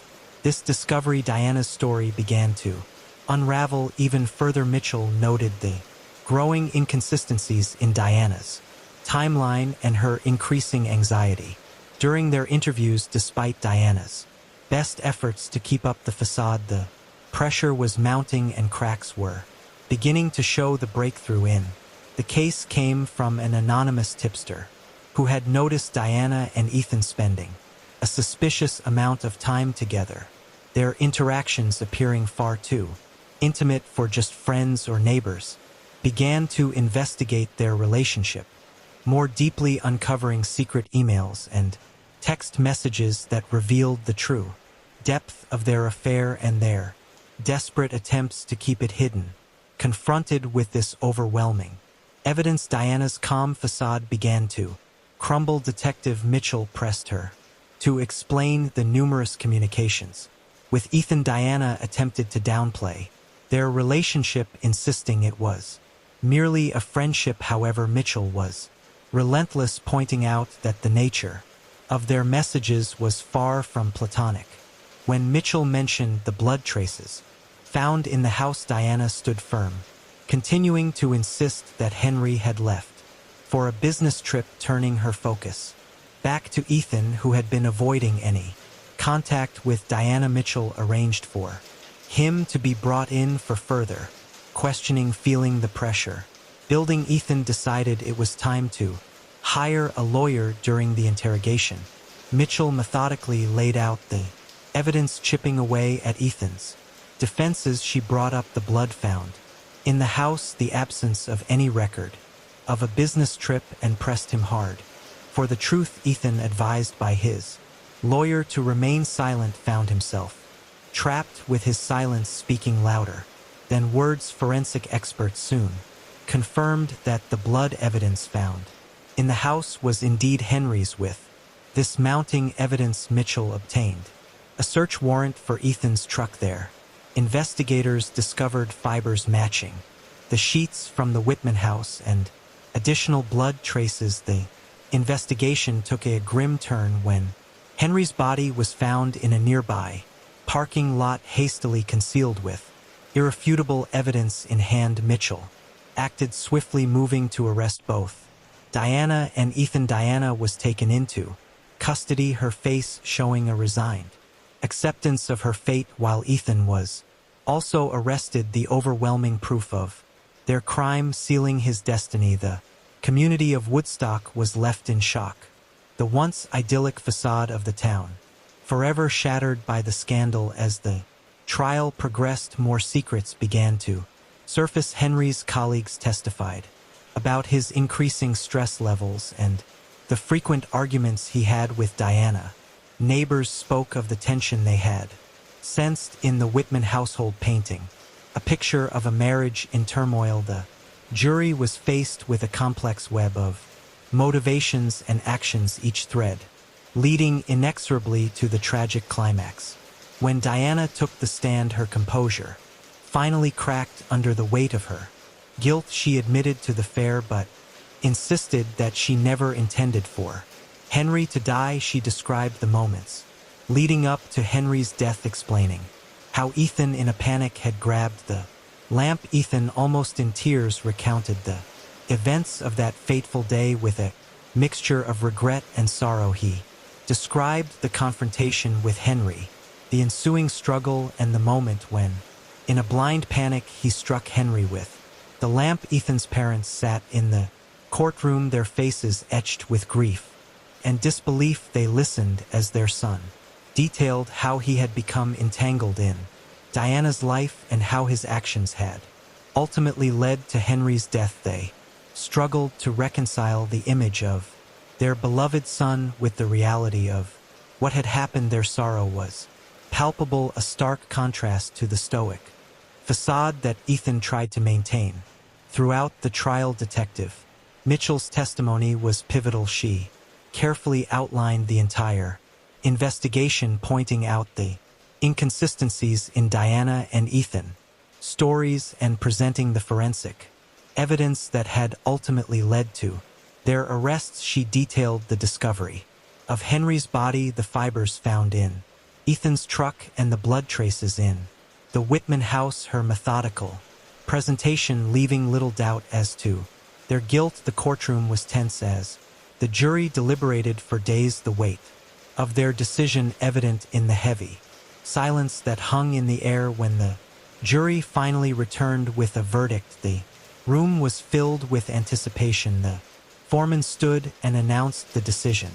Ethan Harper, we find you guilty of second-degree murder. Diana Whitman, we find you guilty of being an accessory to murder. Diana was sentenced to 15 years in prison while Ethan received a 25-year sentence. The community of Woodstock was left to pick up the pieces, forever changed by the tragic events that had unfolded. Detective Mitchell, though she had brought justice to the case, couldn't help but be haunted by it, wondering what might have been if different choices had been made. The Whitmans and the Harpers had once been ordinary people, their lives intertwined in ways that no one could have predicted. The tragedy that struck was a stark reminder of how fragile the facade of normally can be in the quiet aftermath. Woodstock struggle to return to its peaceful existence, the shadow of the Whitman case looming large, a constant reminder that even the most idyllic communities can harbor dark secrets. The Harper family, shattered by the revelations and the loss of their son to the prison system, became reclusive, their pain a testament to the far-reaching consequences of the tragic affair. The Whitman house, once a symbol of success and harmony, stood empty, a silent witness to the life that once thrived within its walls. Laura Bennett Crawford was born in 1975 to a middle-class family in Hartford, Connecticut. From a young age, she was known for her sharp mind and strong determination to succeed. Her parents, both teachers, instilled in her a deep love for learning and a strong work ethic. Laura excelled academically, particularly in math and economics, and her hard work earned her a full scholarship to Yale University. Mark Johnson, born in 1970, came from a wealthy background. His family had built their fortune through generations of smart investments and political ties, which gave him a life of luxury. Despite his privileged upbringing, Mark was determined to carve out his own legacy. He attended Harvard Business School, where he developed his natural talent for strategy and networking. Their paths first crossed in the summer of 1997 at a finance conference in New York City. Laura had just graduated and was working as a junior analyst at a prestigious firm. She was instantly drawn to Mark's confidence and charm. On the other hand, Mark was captivated by Laura's sharp wit and ambition. Their whirlwind romance began with a late-night conversation about market trends and ended with a sunrise stroll through Central Park. By the following year, they were engaged, and their wedding in the fall of 1998 became the talk of the town. To outsiders, their marriage seemed like the perfect match. Mark's business savvy, paired with Laura's financial expertise, made them a powerhouse couple.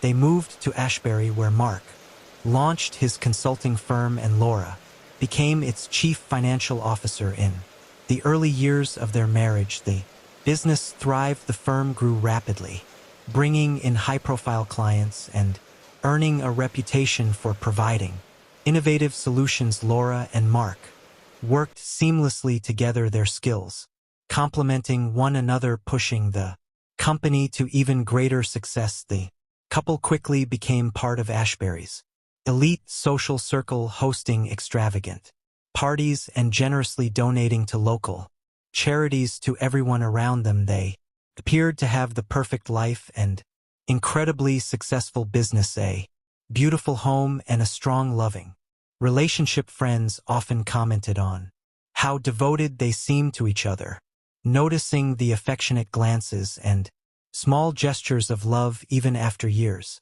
of marriage. But beneath this image of bliss, trouble was brewing. The cracks in their seemingly perfect marriage began to show in the Spring of 2006, Laura, who had always trusted her instincts, started noticing subtle changes in Mark's behavior, and he began working late more frequently, and his reasons for doing so became vague and unconvincing. The tender moments they once shared now felt forced, and their conversations were more strained than ever. Fueled by a growing sense of unease, Laura started paying closer attention to Mark's actions and communication. She found unusual charges on their credit card bills and overheard hushed phone calls that would abruptly end when she entered the room. Despite her rising suspicion, Laura kept her emotions in check, not wanting to confront him without solid proof. The confirmation of her worst fears arrived on a gloomy Tuesday in April. Mark had left his laptop at home in a rush to get to a meeting while Laura was alone. A notification appeared on the screen. It was an email from an unknown sender with the subject line, "Can't wait to see you tonight, my love." With shaking hands, Laura opened the message and her world shattered. The email was from a woman named Lucy Parker, a French art dealer Mark had met at a business conference in Paris the previous year. The message detailed their ongoing affair in explicit terms, leaving no doubt about the seriousness of their relationship. Attached to the email were intimate photos that only deepened Laura's pain as she stared at the proof of her husband's betrayal. Laura was overwhelmed by a storm of emotions. Shock quickly turned to anger and then to a deep sense of betrayal. Tears ran down her face as she thought about the year she had spent building a life with Mark, only to have it torn apart by his selfish actions. But as the initial wave of emotion passed, something colder and more calculating settled in. Laura realized she had a choice: confront Mark and risk losing everything, or play the long game, bite her time and plan a revenge so complete it would ruin him entirely. That moment, with the rain pounding against the windows of their mansion, Laura made her decision. In the days that followed, she went through her usual routine, but her mind was constantly working, plotting her next move. If she was going to bring Mark down, it would take patience, intelligence, and iron willpower. Laura knew she would have to hurt him where it mattered most: his pride and his fortune. The first step in her plan was to make sure Mark had no idea she knew about his affair, drawing on the year she had spent socializing in high society. Laura put on a flawless act, continuing to play the role of the loving wife. She watched Mark's every move, noticing how effortlessly he lied and how he took her loyalty for granted. Each lie and each careless act only fueled her desire for revenge. Soon the opportunity Laura had been waiting for presented itself. One evening over dinner, Mark excitedly mentioned a new business venture he was considering. It was a financial technology platform that he believed could transform the industry. His eyes sparkled with excitement as he talked about the potential profits and prestige. Laura immediately saw her chance and prepared to make her move. Laura listened closely, asking thoughtful questions and showing genuine enthusiasm. Over the next few weeks, she skillfully steered Mark's thinking, using her financial expertise to point out the potential benefits of his new venture. She suggested they make a significant investment in the project, presenting it as a way to secure their future and leave behind a lasting legacy. Mark, blinded by his own ambition and trusting Laura's apparent support, agreed wholeheartedly. Together they began pouring substantial resources into developing the platform. Laura insisted on being involved in every aspect of the project under the guise of fully supporting Mark's vision, but behind the scenes Laura was carefully setting the stage for her ultimate betrayal. She crafted a web of shell companies and offshore accounts, all concealed behind layers of legitimate transactions. As the business started generating profits, Laura devised a complex system to siphon off small amounts so minor they went Unnoticed in the grand scheme to further protect her hidden agenda, Laura worked hard to build relationships with key figures in the financial world. She attended industry conferences, joined professional groups, and developed a reputation as a savvy businesswoman in her own right. These connections would become crucial in the future, providing her with both valuable information and potential allies. Through all this, Laura maintained an incredible level of composure. She continued to play the role of the devoted wife while secretly working to destroy everything Mark valued. There were times when the weight of her deception became overwhelming, but each time she reminded herself of Mark's betrayal and the pain it caused her. This strengthened her resolve even more. Over the next several years, the company grew from a promising startup to a dominant force in the financial technology world. Mark became a well-known figure in the business world, praised for his visionary leadership and innovative ideas. Laura was always at his side, the picture of a supportive wife, but behind closed doors, she was the real mastermind behind the company's success. Her financial acumen and strategic decisions were the true driving force behind their rise to power. As the business flourished, so did Laura's opportunities to divert more funds. She constructed a labyrinth of transactions, each one small enough to fly under the radar. Profits were funneled through a series of intermediary companies, eventually landing at her secret accounts. She took advantage of international banking regulations in cryptocurrency to make the money trail even more difficult to follow. Meanwhile, Mark, caught up in the excitement of their success and still engrossed in his affair with Lucy, remained completely unaware of Laura's schemes. He basked in the admiration of the public, accepting awards and delivering keynote speeches at major events. His ego grew alongside the company's success, which made him even more vulnerable to Laura's manipulations. Laura used Mark's growing arrogance to her advantage, encouraging him to take bigger risks, expand into new markets, and make bold acquisitions. Each new venture presented her with fresh opportunities to siphon off more money. She made sure the company remained profitable, knowing its success was crucial for keeping her actions hidden. As the years passed, Le Secret fortune grew to staggering amounts. She invested wisely, diversifying her hidden portfolio with assets such as real estate, precious metals, and fine art. She even created a new identity, Evan Sinclair, complete with flawless documentation, which she planned to use to manage her assets and eventually make her escape.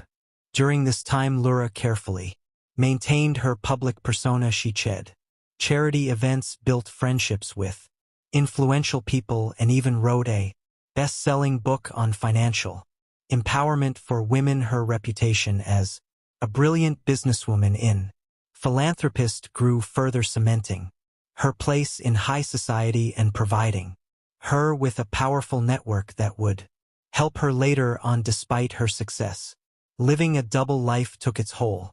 There were nights when she lay awake, questioning the morality of her actions. But whenever doubt crept in, she would recall the adoring look on Mark's face when he was with Lucy, or overhear his secret plans for another rendezvous. These reminders would reignite her anger, and her determination to see her plan through would harden once again. As the company approached its 10-year anniversary, Laura knew the final phase of her plan was drawing near. The company's valuation had reached its peak, and market analysts were beginning to question if such rapid growth could continue. Laura saw this as the perfect moment to strike, when Mark's guard was down and the financial world was still singing his praises. To prepare for a grand finale, Laura started slowly stepping back from her role in the company and their social circles. She claimed she wanted to focus on her charity work and personal projects. Mark, ever absorbed in his public image and affair, barely noticed her gradual withdrawal. If he was too caught up in maintaining his success and his secret life to pay attention to his wife growing distance with every piece of her plan.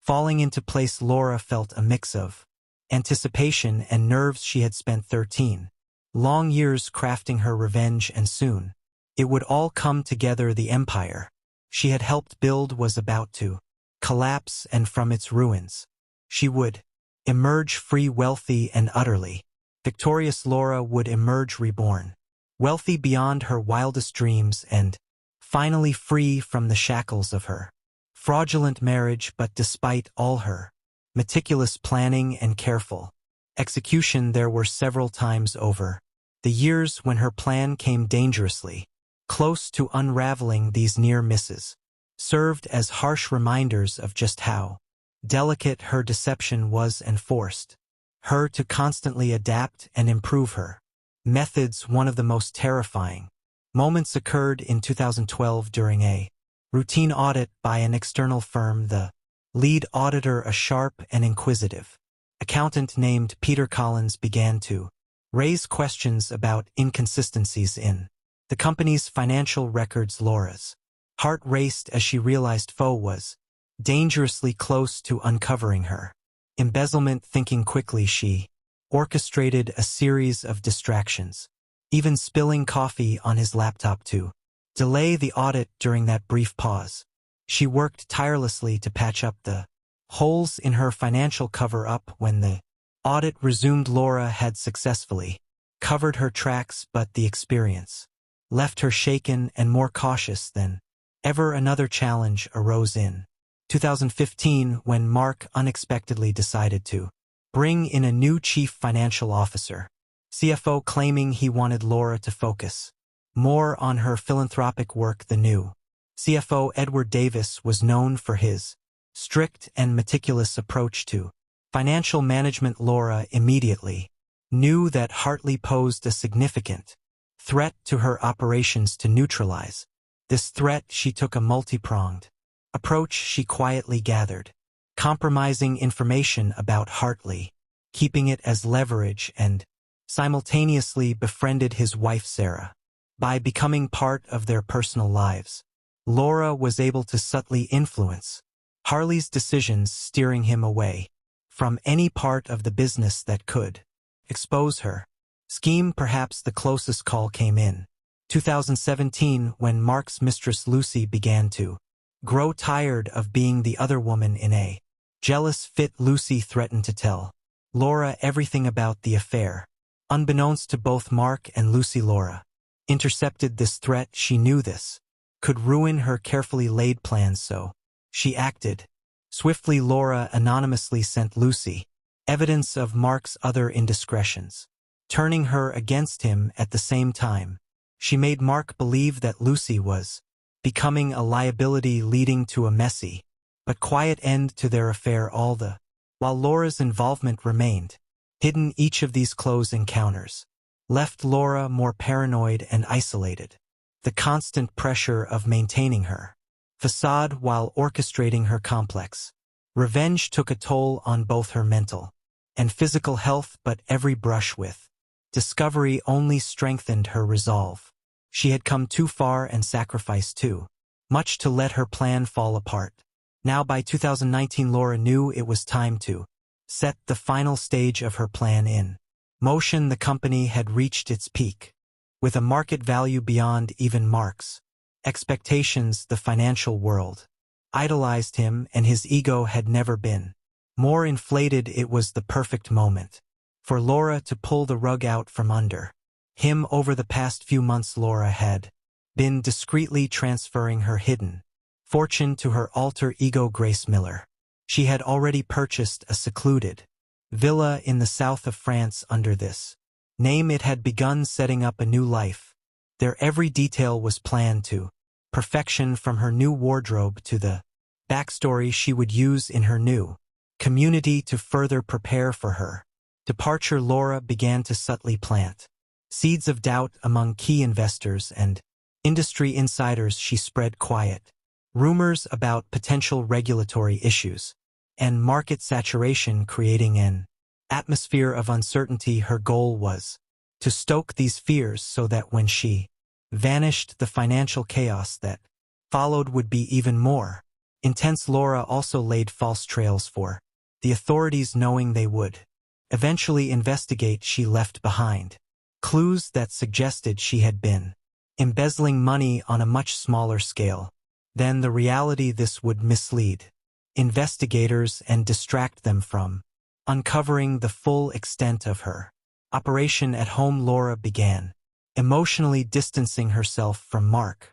telling him she was feeling overwhelmed and needed some personal space. She spoke of taking a solo vacation to find herself, laying the groundwork for her planned disappearance. Mark, too consumed by his public image and distracted by his affairs, barely noticed her withdrawal the night before she was set to leave. Laura allowed herself a moment to reflect. Standing in her walk-in closet, she looked around at the life she was about to abandon: the designer dresses, expensive jewelry, and photos of a smiling couple that no longer existed.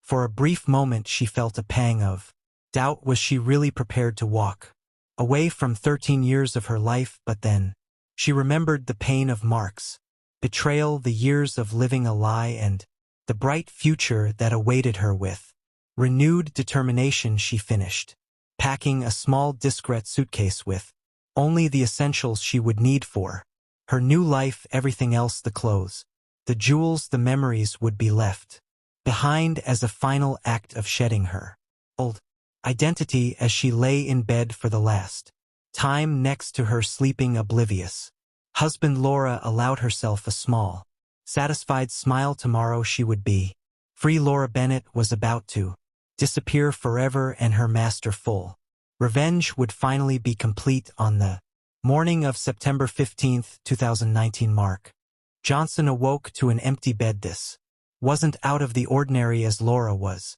often up early, but something felt different. The house was unusually quiet. No smell of coffee, no sound of the shower, no footsteps in the hall. Mark called out for Laura, his voice echoing through the stillness. When there was no answer, a wave of unease began to wash over him. He searched the house, starting with her closet. His heart sank when he noticed some of her clothes were missing, and her favorite suitcase was gone. In the kitchen, Mark found a note casually propped against the coffee maker. It read, "I need some time to myself. Don't try to find me." At first Mark believed she was simply following through on her talk of taking a solo vacation, but as the hours passed and every call to her cell went straight to voicemail, his concern grew. By that evening, after hearing nothing from her, Mark contacted the police to report Laura missing. The news of Elle's disappearance spread quickly through Ashbury. Search parties were formed, flyers were posted, and the local community was on high alert. However, behind-the-scenes investigation was taking an unexpected turn as detectives began looking into the Bennett finances. They started uncovering odd discrepancies, small at first but growing larger the deeper they looked. It soon became clear that this was not just a simple missing person case. As the days turned into weeks with no sign of Laura, the investigation shifted. What had begun as a search for a missing woman evolved into a full-blown financial crimes investigation with Mark Johnson at the center of it all, and he found himself facing questions he couldn't answer and accusations he couldn't explain. As the scrutiny intensified, Mark's world crumbled. The financial discrepancies uncovered by the police triggered a comprehensive audit of the company's books. The auditors discovered years of carefully hidden embezzlement, a scheme so vast and intricate that it stunned everyone. Millions of dollars had been siphoned through a tangled web of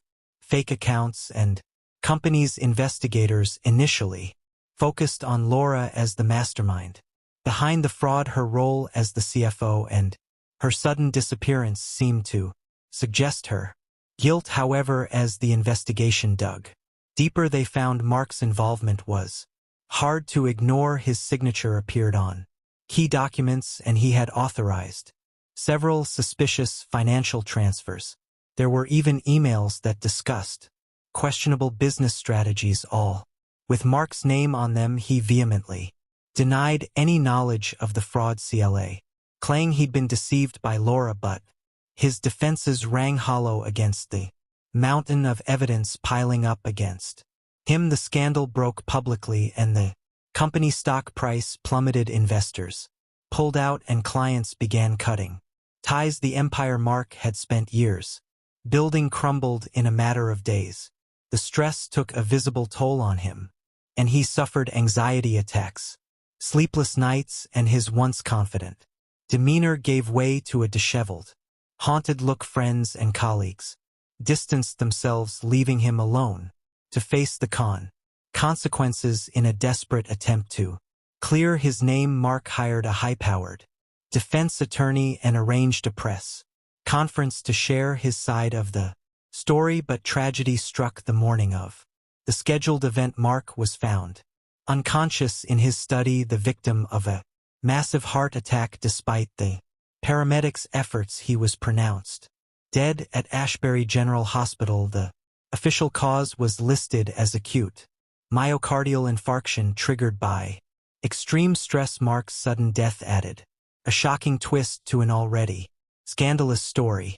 Rumors swirled. Had the pressure of the investigation finally broken him? Was it guilt over his role in the fraud, or had he chosen to take his own life after losing everything? As the dust settled, the full extent of the Bennett deceit came to light. The company was declared bankrupt, leaving hundreds without jobs and countless investors in financial ruin. And the financial technology industry, once hailed as a breakthrough, now faced increased scrutiny and regulation. Yet one question remained unanswered: where was Laura Bannett? Some people painted Laura as a criminal mastermind orchestrating one of the most daring financial frauds in history.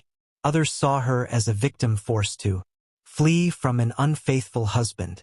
Conspiracy theories swirled, with some even speculating that Mark's death wasn't as natural as it appeared. But the truth remained out of reach, hidden away with the vanished Laura Bennett, who had pulled off the ultimate disappearing act.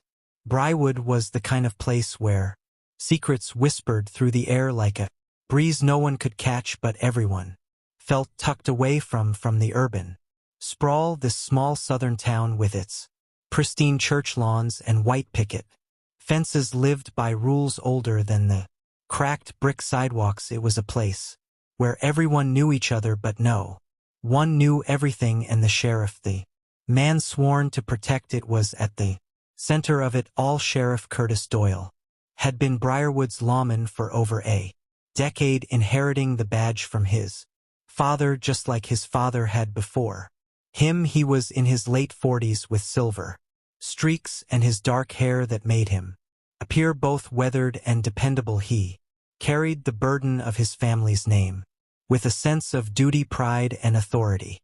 But behind that authoritative smile was a man crumbling under the weight of choices he wished he hadn't made. Curtis was married to Melanie, a local school teacher who stood as the epitome of Southern grace and charm. Together they had 2 sons who were the pride of his life. His family looked perfect from the outside, but perfection often hides the deepest cracks. Then there was Jay Miller, 17, black and full of dreams too big for Briarwood's narrow streets. She was a local high school star. She excelled in track, with scholarship offers pouring in from out-of-state colleges, and her teachers often praised her brilliance. She had plans, ambitious ones, to escape, to rise above her circumstances, and to leave behind a mother who worked long hours cleaning houses, never seeming to have enough time for her daughter. Jada's father was a ghost, a name barely mentioned, just another absent figure, a long line of disappointments. Jada's world was one of hard-earned achievements, but it was also lonely. The town adored Jada for her talent and resilience, but they never really saw her. She was always the bright young girl with promise, never someone with her own hidden desires or secrets, but there was one person who noticed, one person who saw the vulnerability hidden behind the perfect sprinting form and wide innocent eyes. Sheriff Curtis Doyle. It had begun innocently enough, or at least that's what Curtis told himself on those long, sleepless nights when he lay beside his wife staring up at the ceiling. Their first encounter had been by chance. Jay had been sitting on the steps of Briarwood, high, the weight of her future pressing hard on her shoulders. Curtis, in his patrol car, had pulled over. His fatherly concern for the town's rising star was genuine, or so he believed at the time. A few kind words turned into conversations, late-night drives in, eventually secret meetings by the abandoned riverbank just outside town. There, away from prying eyes, something dark blossomed between them, a dangerous connection neither could stop. For Curtis, it was an escape from the suffocating obligations of his life. For Jada, it was rebellion, excitement, and perhaps a strange form of security. The affair began as a whispered temptation, a forbidden secret. Neither of them knew how to quit, but Briarwood was no stranger to secrets, and in a town this small, someone always noticed. Briarwood presented itself as picturesque, almost too perfect, the kind of place where the church bells rang at noon and kids sold lemonade on the corner in the heat of summer. But beneath the charm, the town had an undercurrent of tension, unspoken, but always felt. The racial divide was as old as the town itself, and while folks pretended it didn't matter anymore, it was an unhealed wound that pulsed beneath the surface. The doy, white and upper middle class, represented everything stable about Briarwood. They were untouchable, above scandal, or so it seemed. Meanwhile, Jot and her mother Anita lived on the edge of town, where roads weren't always paved and houses leaned a little too far to one side. Curtis's attention to Jada would raise eyebrows if anyone knew, but for now their fare remained buried in the town's quiet shadows. Despite the sweetness of summer in Briarwood, there was a creeping sense of unease, like a storm gathering on the horizon. Curtis began to feel the noose of his own guilt tightening around his neck, even as his attraction to Jada grew. Melanie, ever the supportive wife, began to notice the changes in him: late nights, unexplained absences, a distance she couldn't quite name. And Jada, once vibrant and carefree, now walked the halls of her high school with a different kind of weight. It wasn't just her secret relationship with Curtis, it was something else, a growing nigh secret she carried alone. As the summer heat pressed down on Briarwood, something darker was brewing beneath its surface, a pregnancy, a scandal, a murder that would shatter the fragile peace of this town and drag every hidden secret into the light. It was just after dawn when Briarwood's peace shattered. The call came in from a panic jogger, breathless, his voice trembling as he reported the discovery of something too horrific to believe near the riverbank, the very same place where Sheriff Doyle and Jot Miller had once shared their secret meetings, lay a scene that would forever haunt the town's collective memory. The body, partially concealed by a cluster of reeds and wild overgrowth, was unmistakably Jot Miller, her once vibrant face now pet and twisted in a grotesque skin of terror, was barely recognizable. Blood streaked her delicate skin, smeared across her cheeks, neck, and down her chest like a maker painting her clothes. Rumpled, torn, and stained, hung loosely around her limp body. The sheer violence of the attack was evident. The ground beneath her was a dark, damp canvas of blood and mud, her fingernails packed with dirt as though she had desperately clawed at the earth in her final moments. Her stomach, once swelling with new life, was brutally slashed, a cruel testament to the crime savagery. The pregnancy was no secret anymore. Deputy Marcus Green was the first on the scene. He had worked under Curtis for years, looked up to him like an older brother, but when he arrived, the image that met his eyes left him frozen. His radio crackled, but he couldn't speak, his throat dry, his breath Short, the smell of iron and dampness hit him first, then the sight Jada lying, broken in a pool of her own blood that we had known her since she was a little girl, his daughter's best friend. He staggered forward, his legs heavy as if the very ground resisted him from getting closer as he crouched beside her. His hand trembled as he reached for his radio, his voice cracked, "We need backup. We need the sheriff. God send the sheriff." But deep down a sickening thought churned in his gut. Did Curtis already know? The world felt like it was collapsing in slow motion around him.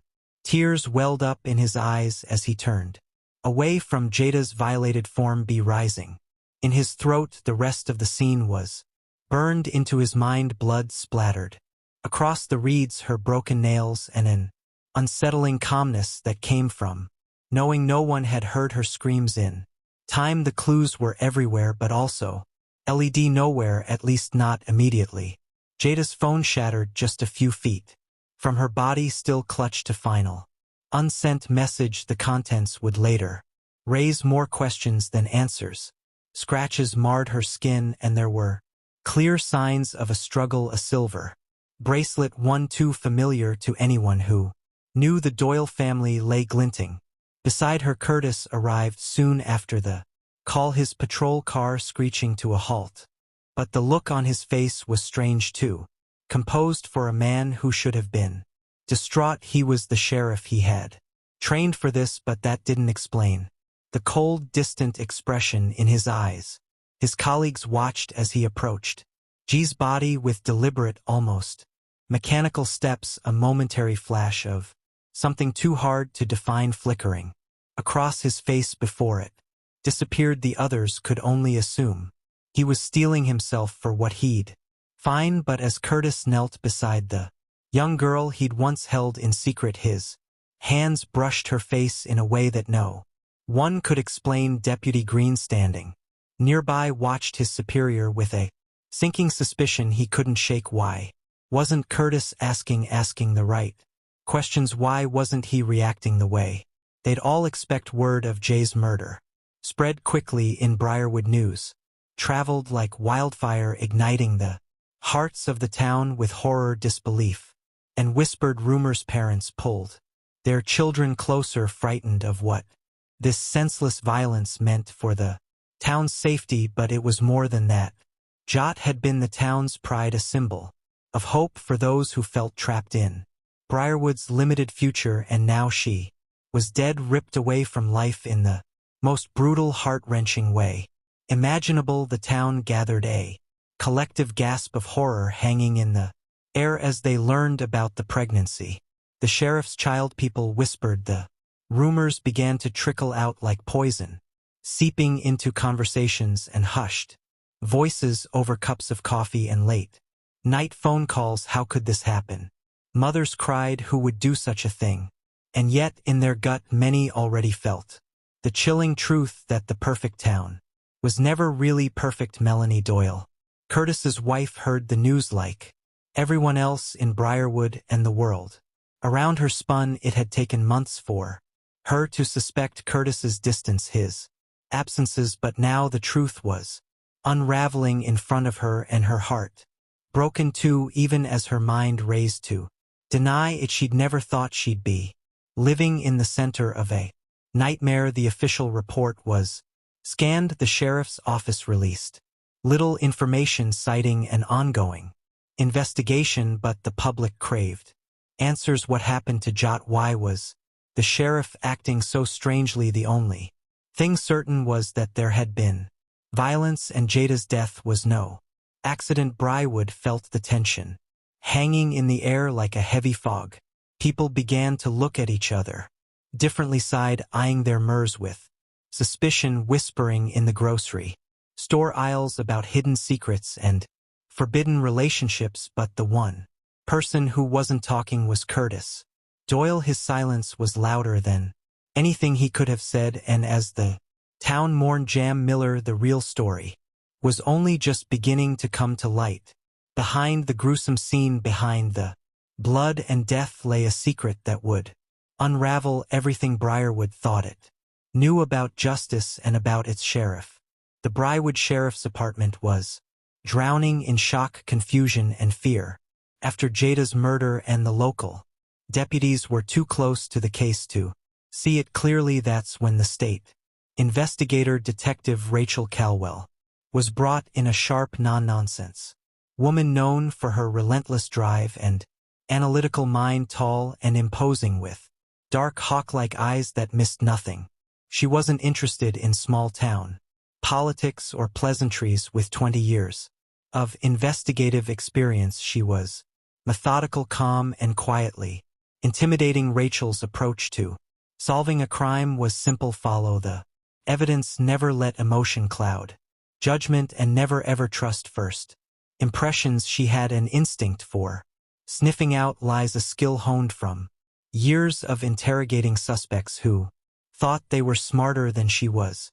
She had seen enough to know that the truth often hid in plain sight, and her gut told her this case wasn't as straightforward as it seemed. Briarwood Sheriff Curtis Doyle was hiding something. She could sense it from the moment she shook his hand and saw the flicker of tension in his eyes. Rachel began the investigation by meticulously going over the crime scene, combing through every detail. She examined the positioning of Jada's body, noting the signs of struggle and the particularly savage nature of the attack.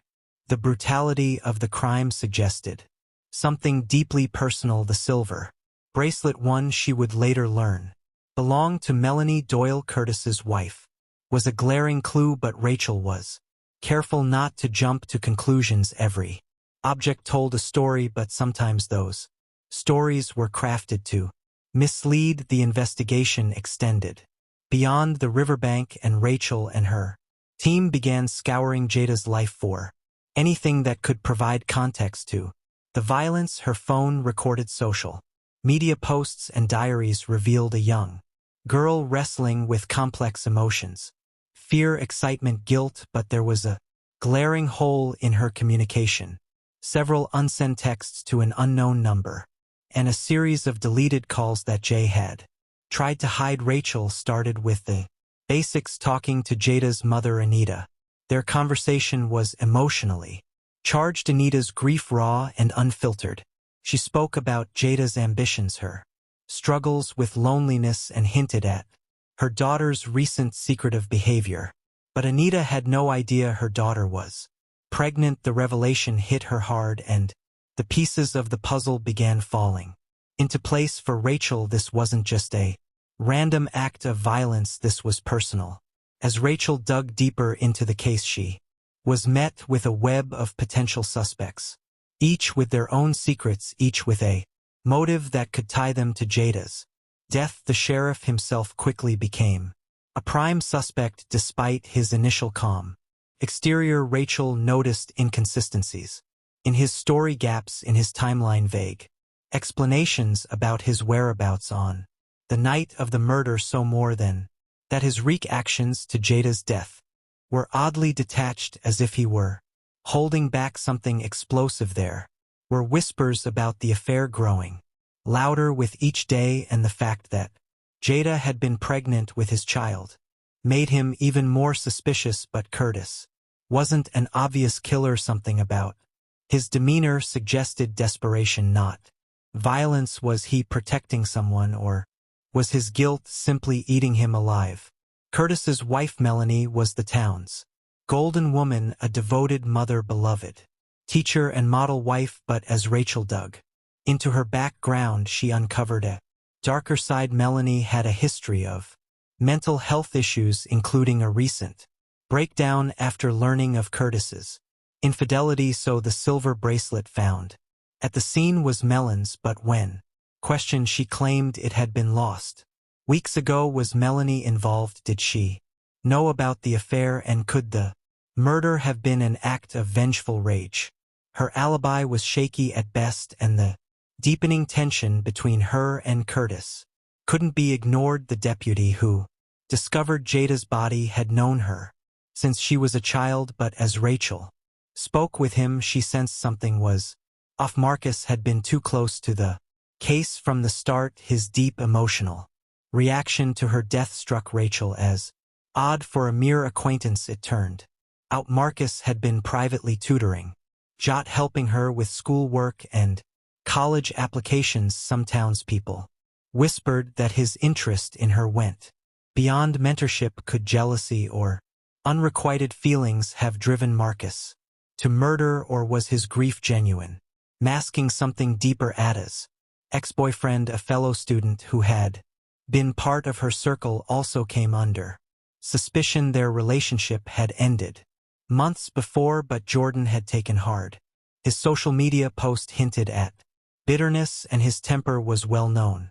Around town there were rumors that he had seen Jot with Curtis more than once, which could have sparked feelings of betrayal and anger. Did he know about the affair? Did jealousy push him to commit an unspeakable act? Rachel's investigation led her down multiple paths, each suspect seeming plausible, each motive believable. But as the investigation wore on, several promising leads turned out to be red herrings. The silver bracelet, for instance, had been planted at the crime scene, strategically placed to divert attention away from the real killer. DNA evidence came back inconclusive, frustrating the investigation's progress. Suspicious glances and hidden agendas in the town only served to muddy the waters. Rachel discovered that Curtis had confronted Jay about the pregnancy just days before her murder, a tense argument that had been overheard by a neighbor,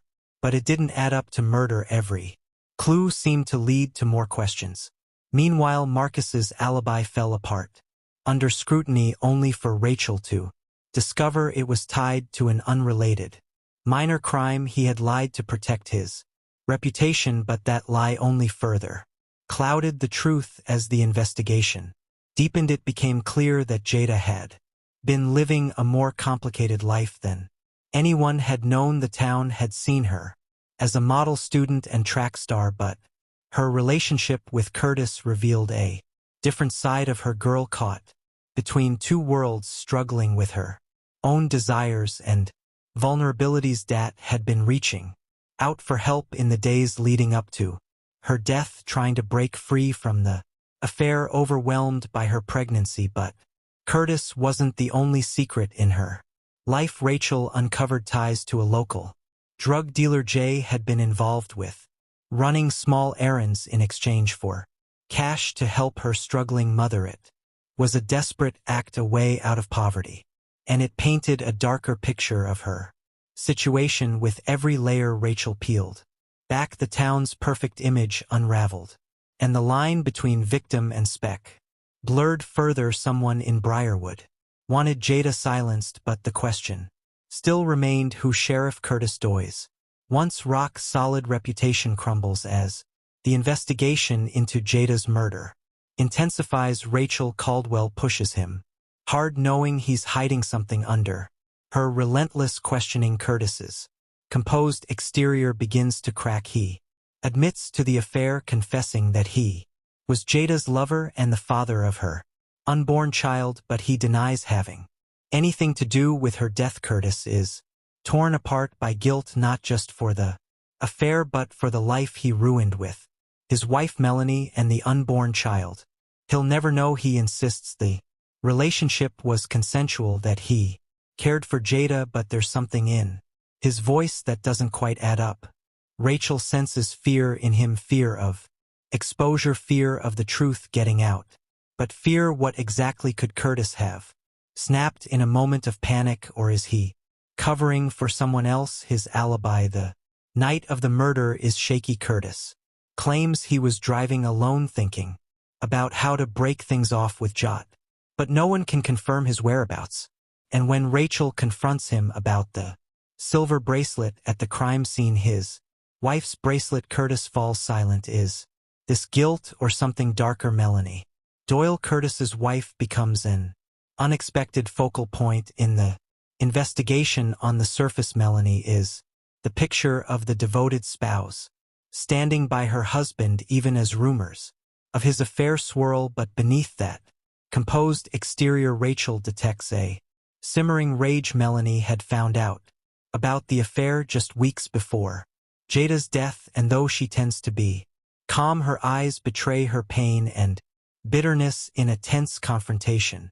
Rachel presses Melanie about the bracelet found near Jay's body. Melanie claims it had been missing for weeks, yet Rachel senses a lie as their conversation grows more heated. Melanie's defenses crack, revealing a woman who feels betrayed and humiliated by her husband's affair. Her mental health struggles come to the forefront. Her breakdown after learning the truth, her obsession with wanting to protect her family's image.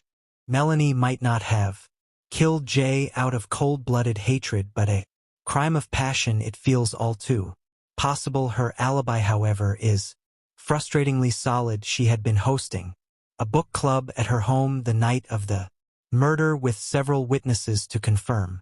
Still, Rachel can't shake the feeling that Melanie knows more than she's letting on. Deputy Marcus Green, the man who discovered Jada's body, becomes another key suspect as his connection to her deepens. What at first appeared to be a professional relationship, a local deputy concerned for a student, turns out to be something much more troubling.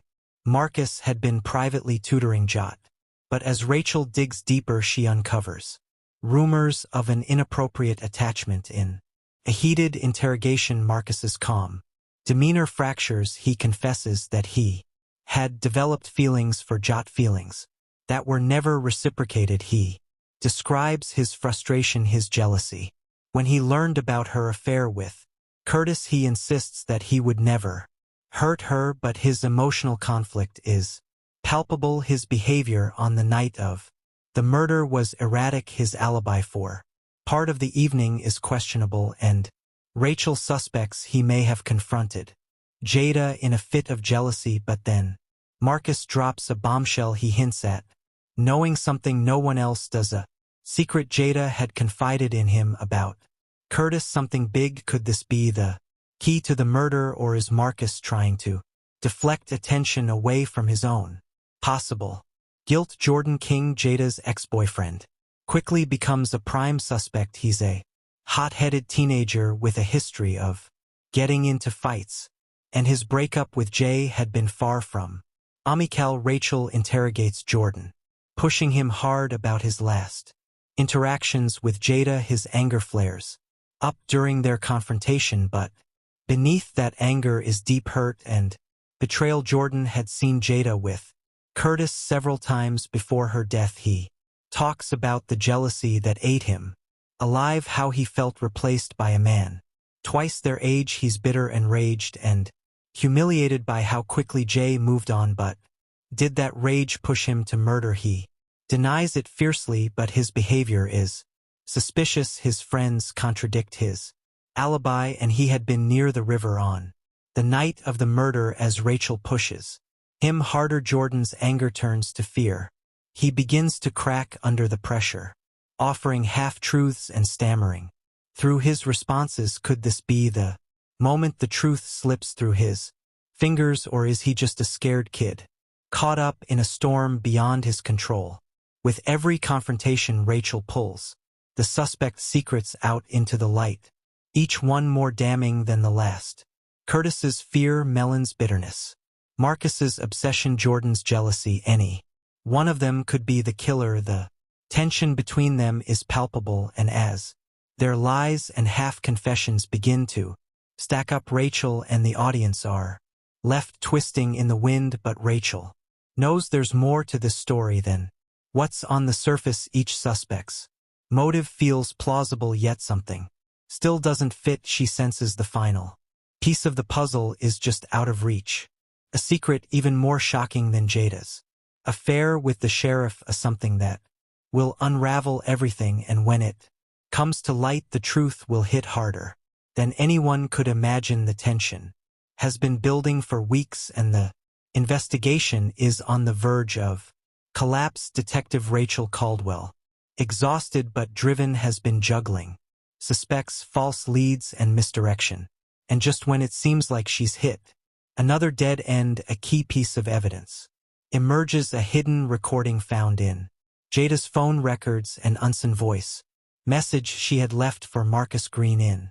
The message Jot is emotional, scared, and revealing something devastating. She's about to confront Curtis about the pregnancy and end their affair, but more chillingly, Jada mentions that Melanie had threatened her just days earlier. The words echo in Rachel's mind, "If you don't leave my family alone, you'll regret it."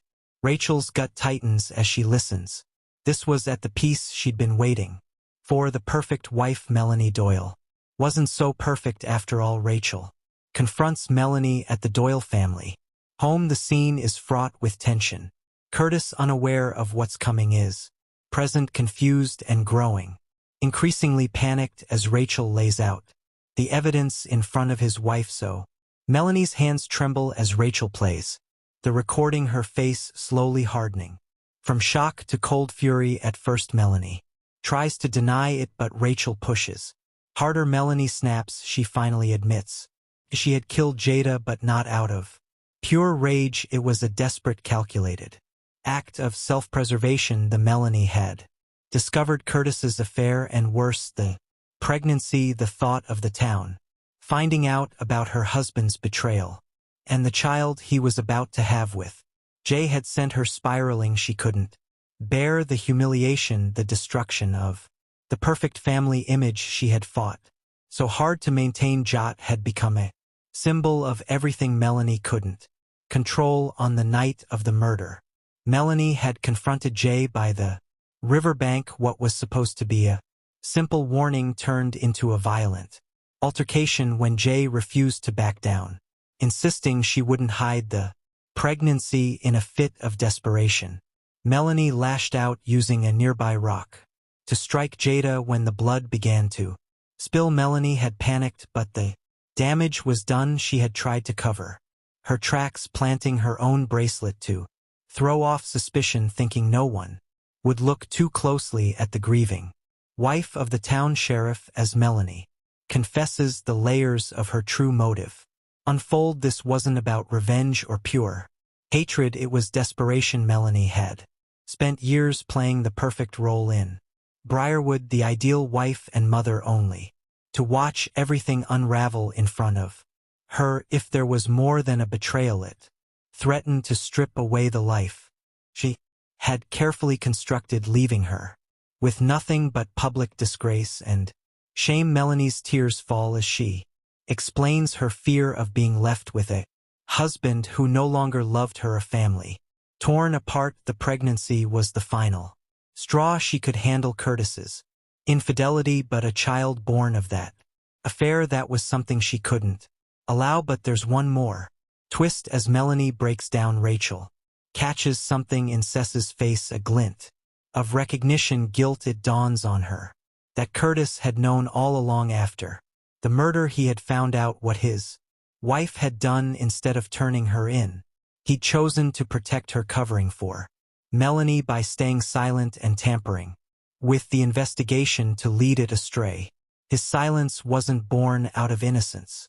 It was complicity. The climax ends with Curtis and Melanie facing each other, husband and wife, both ruined by their own secrets and lies. Curtis, now understanding that his silence didn't save his family but destroyed it, lowers his head in defeat as Rachel arrests Melanie, the weight of betrayal hanging between them. The audience is left with a sense of shock at the reveal, yet every piece falls into place. The clues were there all along: the misplaced bracelet, Melon's erratic behavior, Curtis's strange detachment. The story comes full circle with the town of Briarwood, shattered by the truths it never wanted to see. The revelation of Jada's murderer leaves her mother, Anita Miller, broken, yet paradoxically relieved. The truth is devastating. Her daughter's life was cut short not by a random act of violence, but by a woman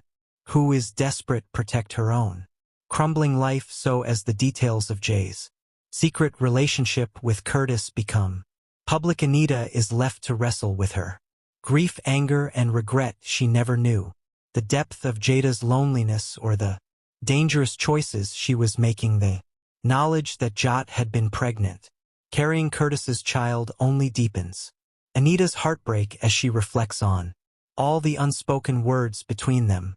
Though the murderer has been caught, the emotional scars on Anita will never heal. In the end, she is left to bury not just her daughter but the dreams Jay had for her future, a future now forever lost. Melanie Doyle, once the perfect wife and beloved member of Briarwood's elite, is a shell of the woman she used to be. After her confession, Melanie breaks down completely, the weight of her crime crushing her. The remorse she feels is real, but it's tangled with her desperation, her fear of losing everything she had built. She is consumed by regret, but it's too late. The woman who once cared so much about appearances and respectability now faces a life defined by shame and imprisonment. Curtis Doyle, on the other hand, is a man destroyed by his own choices. His silence in the aftermath of Jada's murder not only cost him his career but his entire family. He had protected Melanie, thinking it would save them, but now he is left alone, haunted by the death of Jay and the child he will never know. Curtis doesn't show outward remorse as much as resignation. He knows his time as Wood's protector is over. His family, his honor, and the town he once ruled have turned their backs on him in own quiet way. Curtis is a broken man, forever marked by his betrayal. For Detective Rachel Caldwell, solving the case brings no satisfaction, only a hollow sense of completion. She uncovered the truth, but at a great emotional cost. Throughout the investigation, she felt the weight of every secret, every hidden lie, and every emotional fracture. Jada's murder wasn't just a crime, it was the result of a web of deception, of human frailty and desperation. Rachel's own past cases have hardened her to loss, but this one hit differently. The affair of the pregnancy, the family shattered by betrayal, all of it reminds her of the dark consequences of unchecked secrets. As she leaves Briarwood, Rachel reflects on the high cost of truth. Justice in the end doesn't always heal the ways. The town of Briarwood will never be the same. A community once known for its perfect image now lies fractured, exposed by the ugly truths lurking beneath its surface, the secrets that its most respected citizens tried so hard to bury have caused irreparable damage, not just to the individuals involved but to the fabric of the entire town. In the end, Jada's death serves as a painful reminder of what happens when lies are left to fester, when secrets are used as weapons, and when betrayal becomes a poison that seeps into every corner of life. In the end, the weight of hidden truths crush them all, because some secrets once unearthed can never be buried again. Welcome to the True Crime.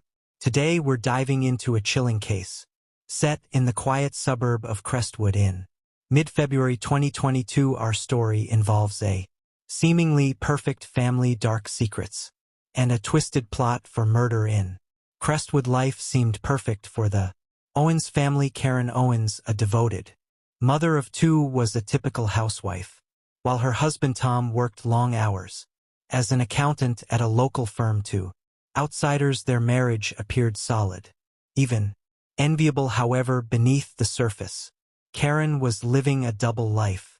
Unbeknownst to Tom, Karen had been having secret affairs, seeking excitement that her stable, predictable marriage lacked. Over the years, these affairs became more frequent and riskier, with Karen meeting her lovers in motels, at private parties, and even in their own home when Tom was away. She was careful, always covering her tracks, but she couldn't resist the thrill. One cold February evening, Tom arrived home earlier than expected. He had the flu and wanted to surprise Karen, and then collapse into bed. He quietly unlocked the front door, not wanting to wake the kids. As he walked through the hallway, he noticed the house was unusually quiet, with only faint rustling sounds coming from their bedroom upstairs. With each step up the stairs, Tom's heart pounded harder. He wasn't sure why he felt this way. Maybe it was the silence or the sense of unease in the air. When he reached the top of the stairs, he saw the bedroom door slightly open with a dim light casting shadows into the hallway. Tom pushed the door open just enough to peek inside, and what he saw made his blood run cold. Therein, their bed was Karen entangled with another man. For a moment Tom couldn't move. He stood in the doorway feeling as though the ground had been ripped out from under him. His mind went blank as he tried to process the scene before him. The woman he loved, the mother of his children, was betraying him in the most personal way. Karen noticed him first. Her face went pale and she gasped, pushing the man off her. In a panic she tried to speak, but Tom couldn't hear her. The words echoed in his mind, but they didn't register. It felt as though he was watching everything from outside his body, as if this was happening to someone else entirely. Without saying a word, Tom turned around and walked out of the room. Karen called after him, but he didn't stop. He didn't know where he was going.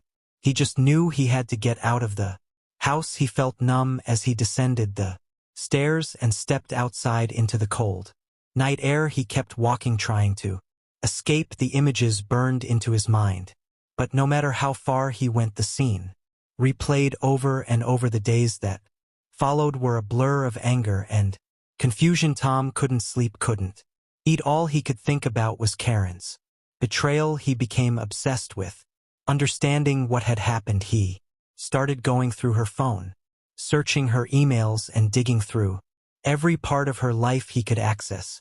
What he discovered was far worse than he had imagined. Karen had been leading a double life for years. There wasn't just one man, there were several. The affairs had been going on for longer than Tom could bear to admit. Every piece of evidence he found was like another knife in his heart. Each text message, hidden email, and secret meeting exposed a side of Karen he never knew existed. The woman he thought he knew, the woman he had built a life with, had been living a lie. Tom's discovery of Karen's infidelity pushed him to the edge. The love he once had for her twisted into something dark and consuming. He couldn't stop thinking about how she had betrayed him, not with just one man but with several. The betrayal ate away at him, turning into an obsession that consumed his every thought. He couldn't sleep. Food lost its taste and his mind was filled with one thing: revenge. He couldn't just let it go. He couldn't let these men who had stolen his life from him get away with it. Tom began to plan his next steps, his thoughts growing darker by the day. He wanted to confront Karen's lovers and make them pay for ruining his marriage. He fantasized about how he would force them to confess every detail of the affairs, how he would make them feel the same pain he was feeling. On March 3rd, 2022, Tom decided it was time to act. He had found out the name of one of Karen's lovers, a local instructor named Derek. After days of tracking Derek's routine, Tom knew exactly where to find him. That evening, Tom parked his car near Derek's apartment, waiting in the shadows for him to return home. The street was quiet and the darkness seemed to hide Tom's growing rage. When Derek finally appeared, Tom's heart began to race. Derek was just a regular guy, unaware of the storm about to hit him. As Derek approached the entrance to his building, Tom stepped out of the shadows. Derek looked up, surprised to see Tom, but before he could say anything, Tom confronted him, the anger boiling inside. Tom spilled out and he demanded Derek tell him everything about his affair with Karen. Derek was caught off guard, confused and defensive, but Tom wasn't listening. The confrontation escalated quickly, and when Derek tried to walk away, Tom snapped. Without thinking, he grabbed a gym towel that Derek had slung over his shoulder. In one swift motion, Tom wrapped the towel around Derek's neck and began to pull. The rage that had been building inside Tom now exploded as he tightened the towel, ignoring Derek's desperate attempts to fight back. Tom's grip grew tighter and tighter, fueled by all the anger and pain he had been holding in. He could feel Derek struggling, but he didn't stop. He couldn't stop. It was as if everything he had been feeling needed to be released. In this moment Tom watched as Derek's struggles weakened, his body going limp.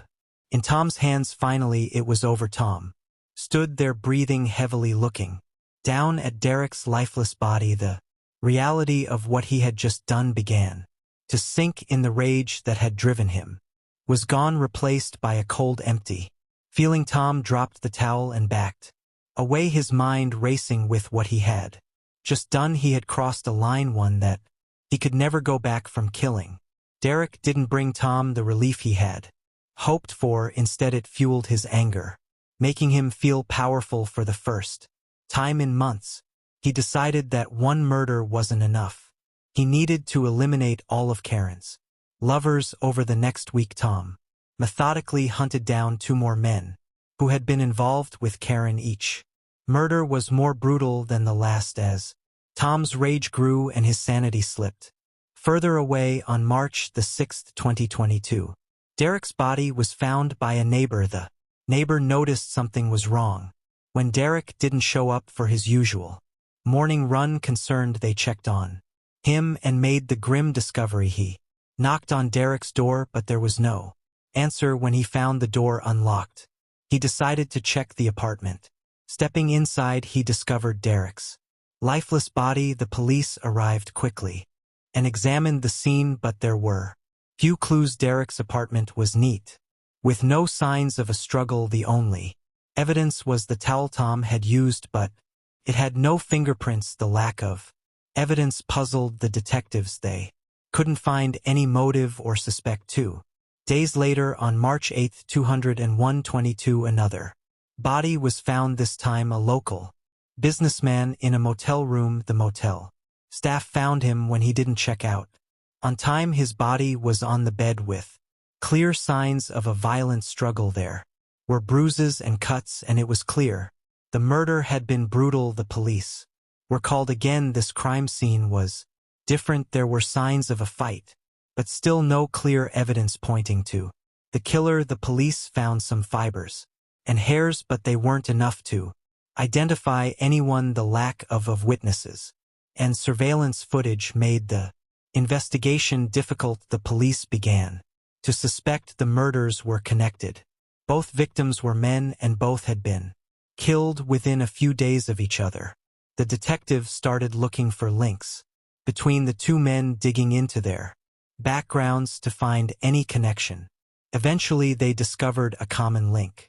Both men had been involved with Karen Owens. Derek had been Karen's lover for a few months, and the businessman had been involved with her for nearly a year. This connection made the detectives look closer at Karen and her husband Tom. They decided to interview Karen, who seemed shocked and upset about the murders. She claimed to know nothing about why her lovers were being targeted, and said she had ended her affairs and was trying to fix her marriage. Her story seemed believable, and there was no evidence to prove otherwise. The detectives then turned their attention to Tom. They interviewed him as well, but he also seemed unaware of the murders. Tom appeared sad and distant, still reeling from discovering Karen's infidelity. His alibis for the nights of the murders checked out, and there was no direct evidence linking him to the crimes. Without solid leads, the investigation hit a brick wall. The detectives had their suspicions, but no concrete proof.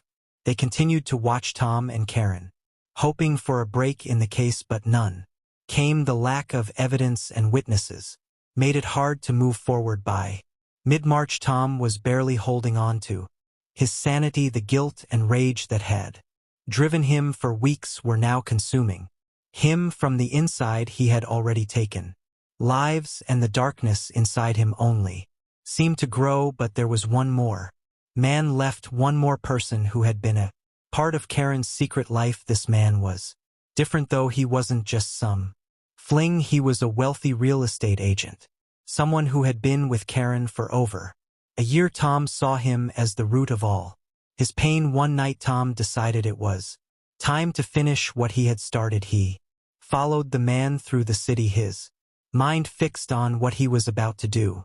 The man, completely unaware of the danger, drove to a secluded spot on the outskirts of town, a place where he often went to clear his head. Tom watched from a distance, waiting for the right moment.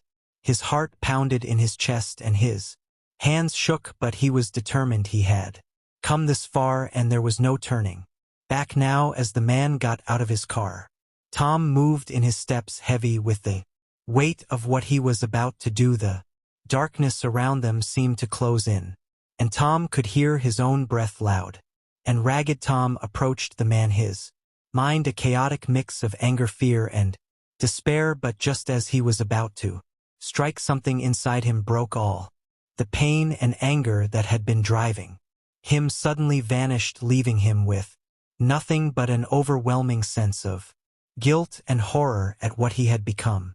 Instead of attacking, Tom fell to his knees, shaking uncontrollably. He began to speak, his words spilling out in a frantic, desperate confession. He told the man everything about Karen's affairs, how he had killed Derek and how he had lost all control of his life. The man, initially confused and then terrified, listened in shock. He had no idea who Tom was or why he was confessing to him, but the fear in his eyes was unmistakable. As Tom continued to ramble, the man saw his chance to escape. He backed away slowly, then turned and ran, his heart pounding. As he made his way back to his car, he sped away, dialing the police with trembling hands. When the police arrived at the scene, they found Tom still there, sitting in the dirt, covered in blood and mumbling to himself. He didn't resist when they handcuffed him and said nothing as they led him to the police car. The fire that had fueled his actions was gone, leaving only a broken man who could barely comprehend what he had done. As Tom was taken into custody, a shocking twist emerged. The police, while searching the Owen home, found evidence suggesting that Karen had known about Tom's actions all along. Text messages between Karen and one of her lovers revealed that she had been manipulating Tom, feeding his paranoia and subtly encouraging his violent tendencies. It became clear that Karen had been pulling the strings from the start, using Tom's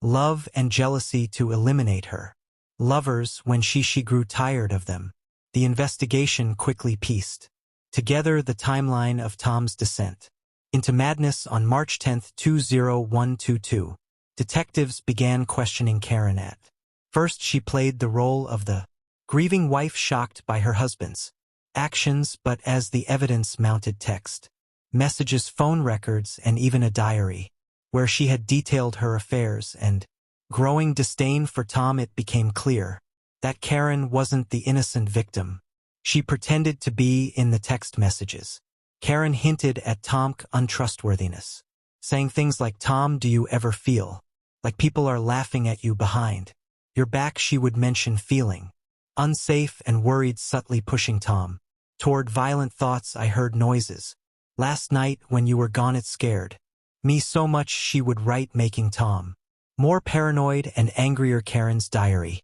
found hidden in the attic, was the final piece of the puzzle. She had written about her affairs in great detail, describing how she enjoyed the thrill of her secret life, but the diary also revealed her growing hatred for Tom. "He's so boring," she wrote. "I wish he would just disappear." The most chilling entries, however, showed how she had planned to manipulate Tom. "If I push him just right, he will snap. He will get rid of my problems for me." When Tom was arrested, he was in shock. He couldn't believe what he had done, and he couldn't believe Karen had known he had truly loved her, and the realization that she had used his love to turn him into a monster was unbearable. He confessed everything to the police, hoping to find some peace. On March 15, 2022, Tom was charged with 3 counts of murder. His defense attorney argued that Tom had been driven to insanity by Karen's betrayal and manipulation. The court heard about the text messages, the diary, and the phone records. The evidence against Karen was overwhelming, but the prosecution, led by a sharp and determined district attorney, painted a picture of a man who had allowed his jealousy to consume him, leading to a spree of brutal killings. The trial began in early January 2023. Every day the courtroom was full people.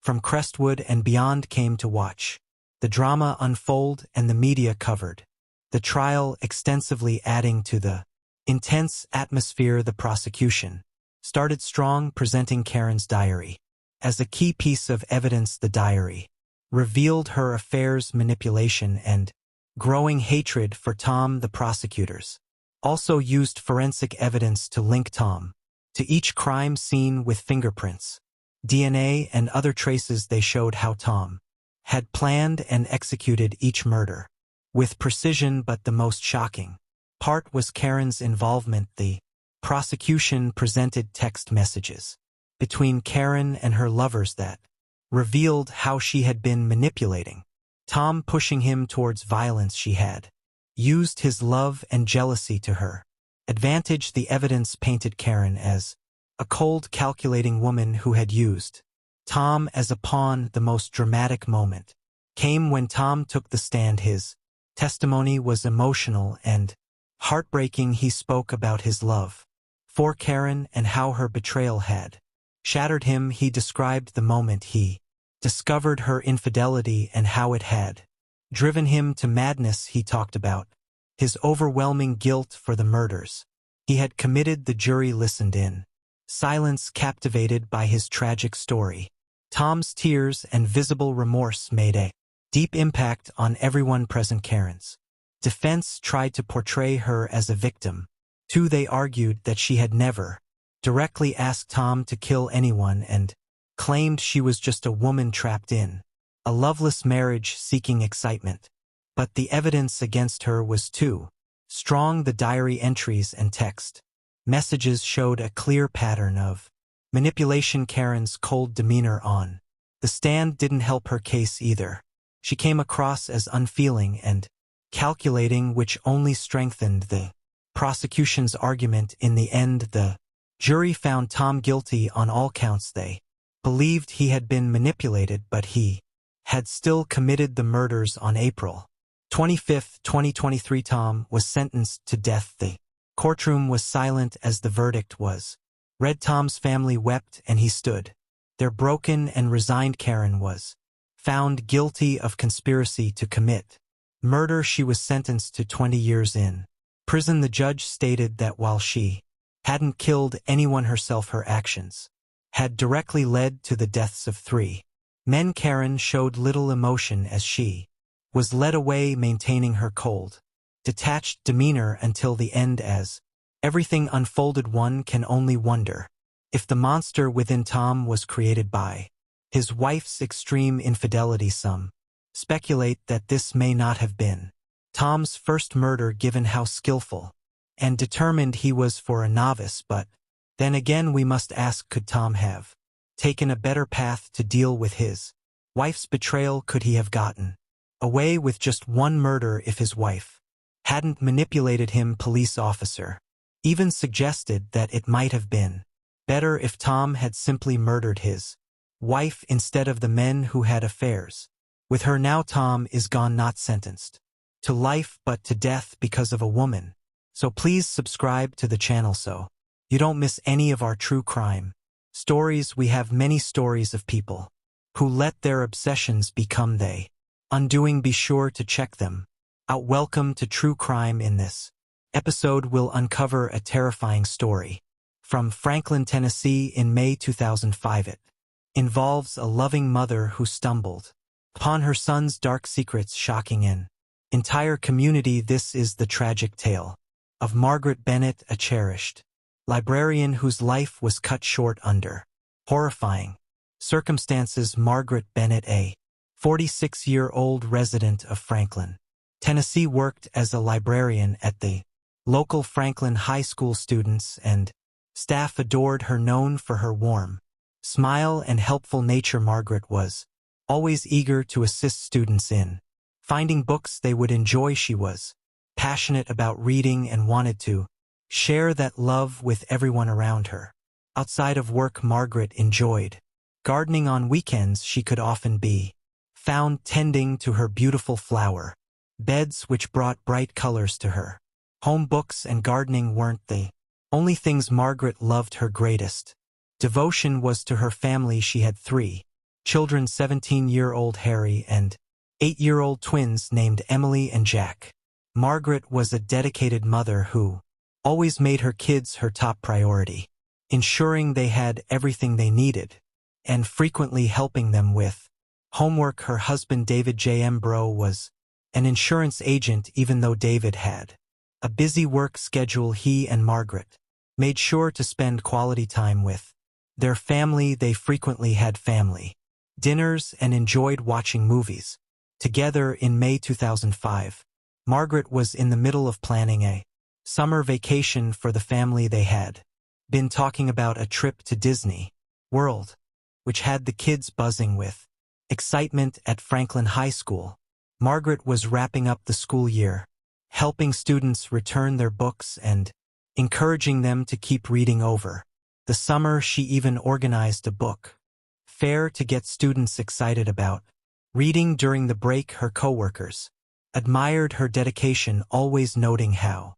hard she worked. Margaret's friends described her as a compassionate and kind person. She was the type of person who always made time to listen and lend a helping hand. Her home was often a gathering spot for friends and neighbors, where she loved hosting barbecues and garden parties. That just a few days before her death, Margaret was in good spirits, chatting excitedly about planting new flowers and planning her family's upcoming Disney trip. Her sudden death sent shock waves through the tight-knit community, leaving a hole that was hard to fill. On the morning of May 18, 2005, the weather in Franklin was cool and clear, perfect for outdoor activities. At 7:30 a.m., David Bennett reported his wife missing. Margaret hadn't come home the night before, and David grew increasingly concerned. So this behavior was out of character for her, as she would never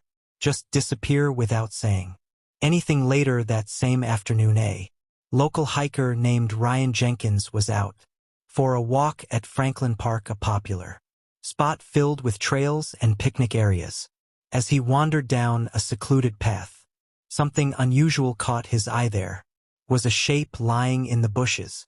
Nervously, he walked closer to investigate, and to his horror, he found the naked body of a woman. It didn't take long for Ryan to recognize the woman as Margaret Bennett, whose face had been shown on the news as a missing person. Shaken and terrified, Ryan's hands trembled as he dialed 911. He explained to the operator what he had discovered and waited, trying to stay calm until the police arrived. The news of Margaret's death quickly spread across the community, leaving people in disbelief. Local TV stations like UCAR and newspapers reported the tragic news.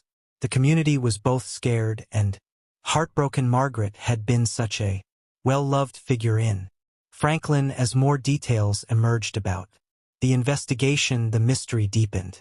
No one knew the exact cause of her death at first, and the community anxiously awaited more information from the authorities. When the police arrived at the scene in Franklin Park around 2 p.m. on May 18, 2005, Detective Sophie Carter and Officer Thomas Williams, both known for their meticulous investigative work, took charge of the case. So they carefully approached the unsettling scene where Margaret's body lay. The sight was horrifying. Margaret had clearly endured a violent attack. Detective Owens noticed blood around her body and severe injuries that pointed to a brutal beating. Even more disturbing, parts of Margaret's body were missing, leading officers to initially suspect that she may have been attacked by a wild animal. After her death, the hiker who found Margaret, Ryan Jenkins, was still in shock. As he gave his statement to the police, explained everything he had seen and done since finding the body. The police thanked him for his cooperation and reassured him that they were doing everything they could to solve the case.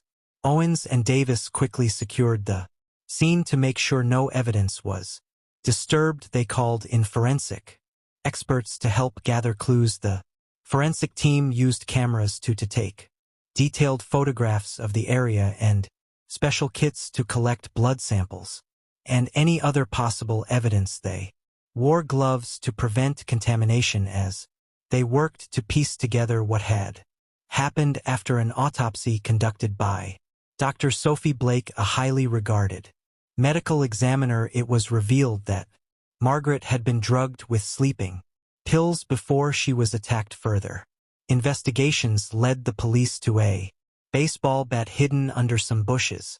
Nearby, the bat covered in blood was likely the weapon used in the attack. The forensics team worked carefully to collect fingerprints and DNA from the bat, hoping to track down Margaret's killer. The police found some fingerprints on the baseball bat which hinted at a violent struggle at the crime scene. Detective Sophie Carter took charge of interviewing people in the park nearby areas, hoping to find someone who might have seen or heard anything unusual. A few witnesses recalled hearing strange sounds late that evening but didn't think much of it at the time.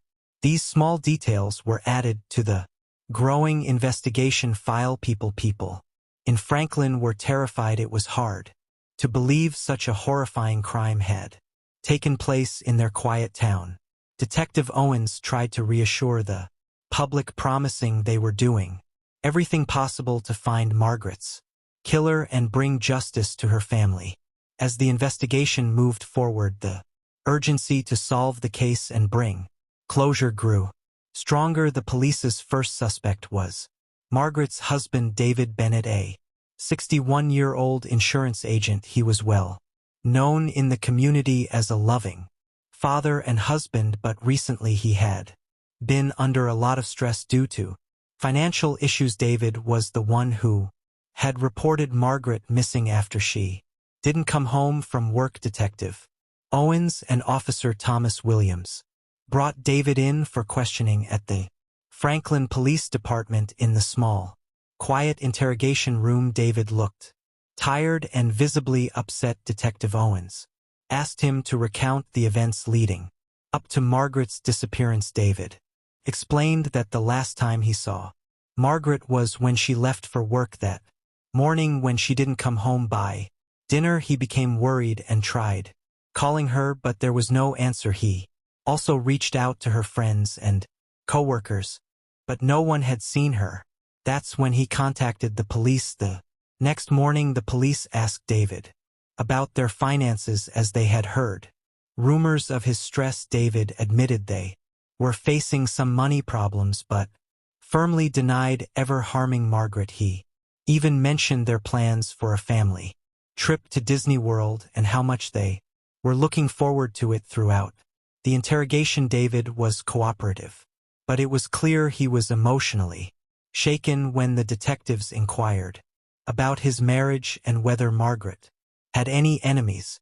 David insisted their relationship was strong. He said they were happy and couldn't imagine anyone wanting to harm her. The police searched David's office and car for any signs that might link him to Margaret's death, but they found nothing suspicious. His co-workers described him as honest and hardworking, though they did notice he seemed more stressed than usual recently. David's alibi also checked out. Neighbors had seen him at home during the time Margaret went missing, and his phone records confirmed he had been calling friends and family looking for her. While the financial troubles raised some red flags, there was no hard evidence connecting him to the crime. David remained a person of interest, but the police had to explore other leads. The next suspect was Samantha Riley, a 27-year-old co-worker of Margaret's at Franklin High School.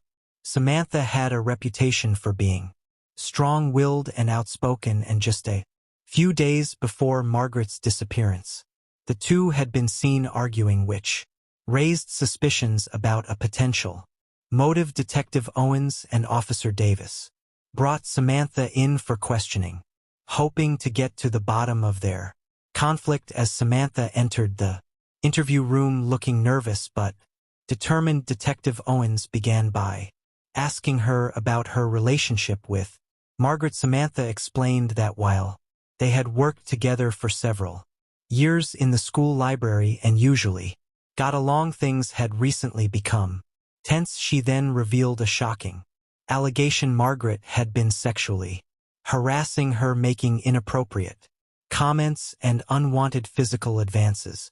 Samantha claimed she was terrified she might lose her job if she reported it.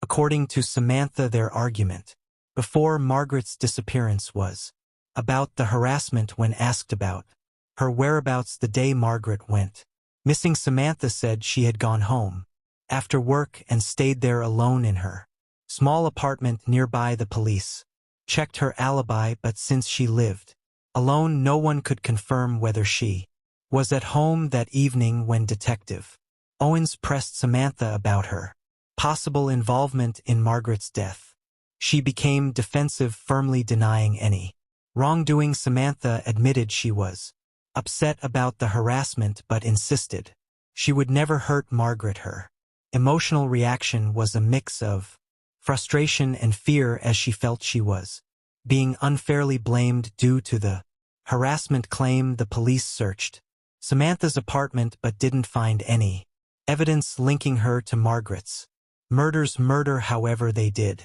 discover notes related to harassment complaint which supported her story about the argument. Coworkers at the school were also interviewed, and while some mentioned Margaret's earthy sense of humor and off-color comments, none believed Samantha was capable of such violence. They described her as a strong yet kind person who often stood up for herself and others. Despite the lack of concrete evidence, Samantha remained a suspect because of her recent conflict with Margaret. The police knew they had to keep looking for more clues.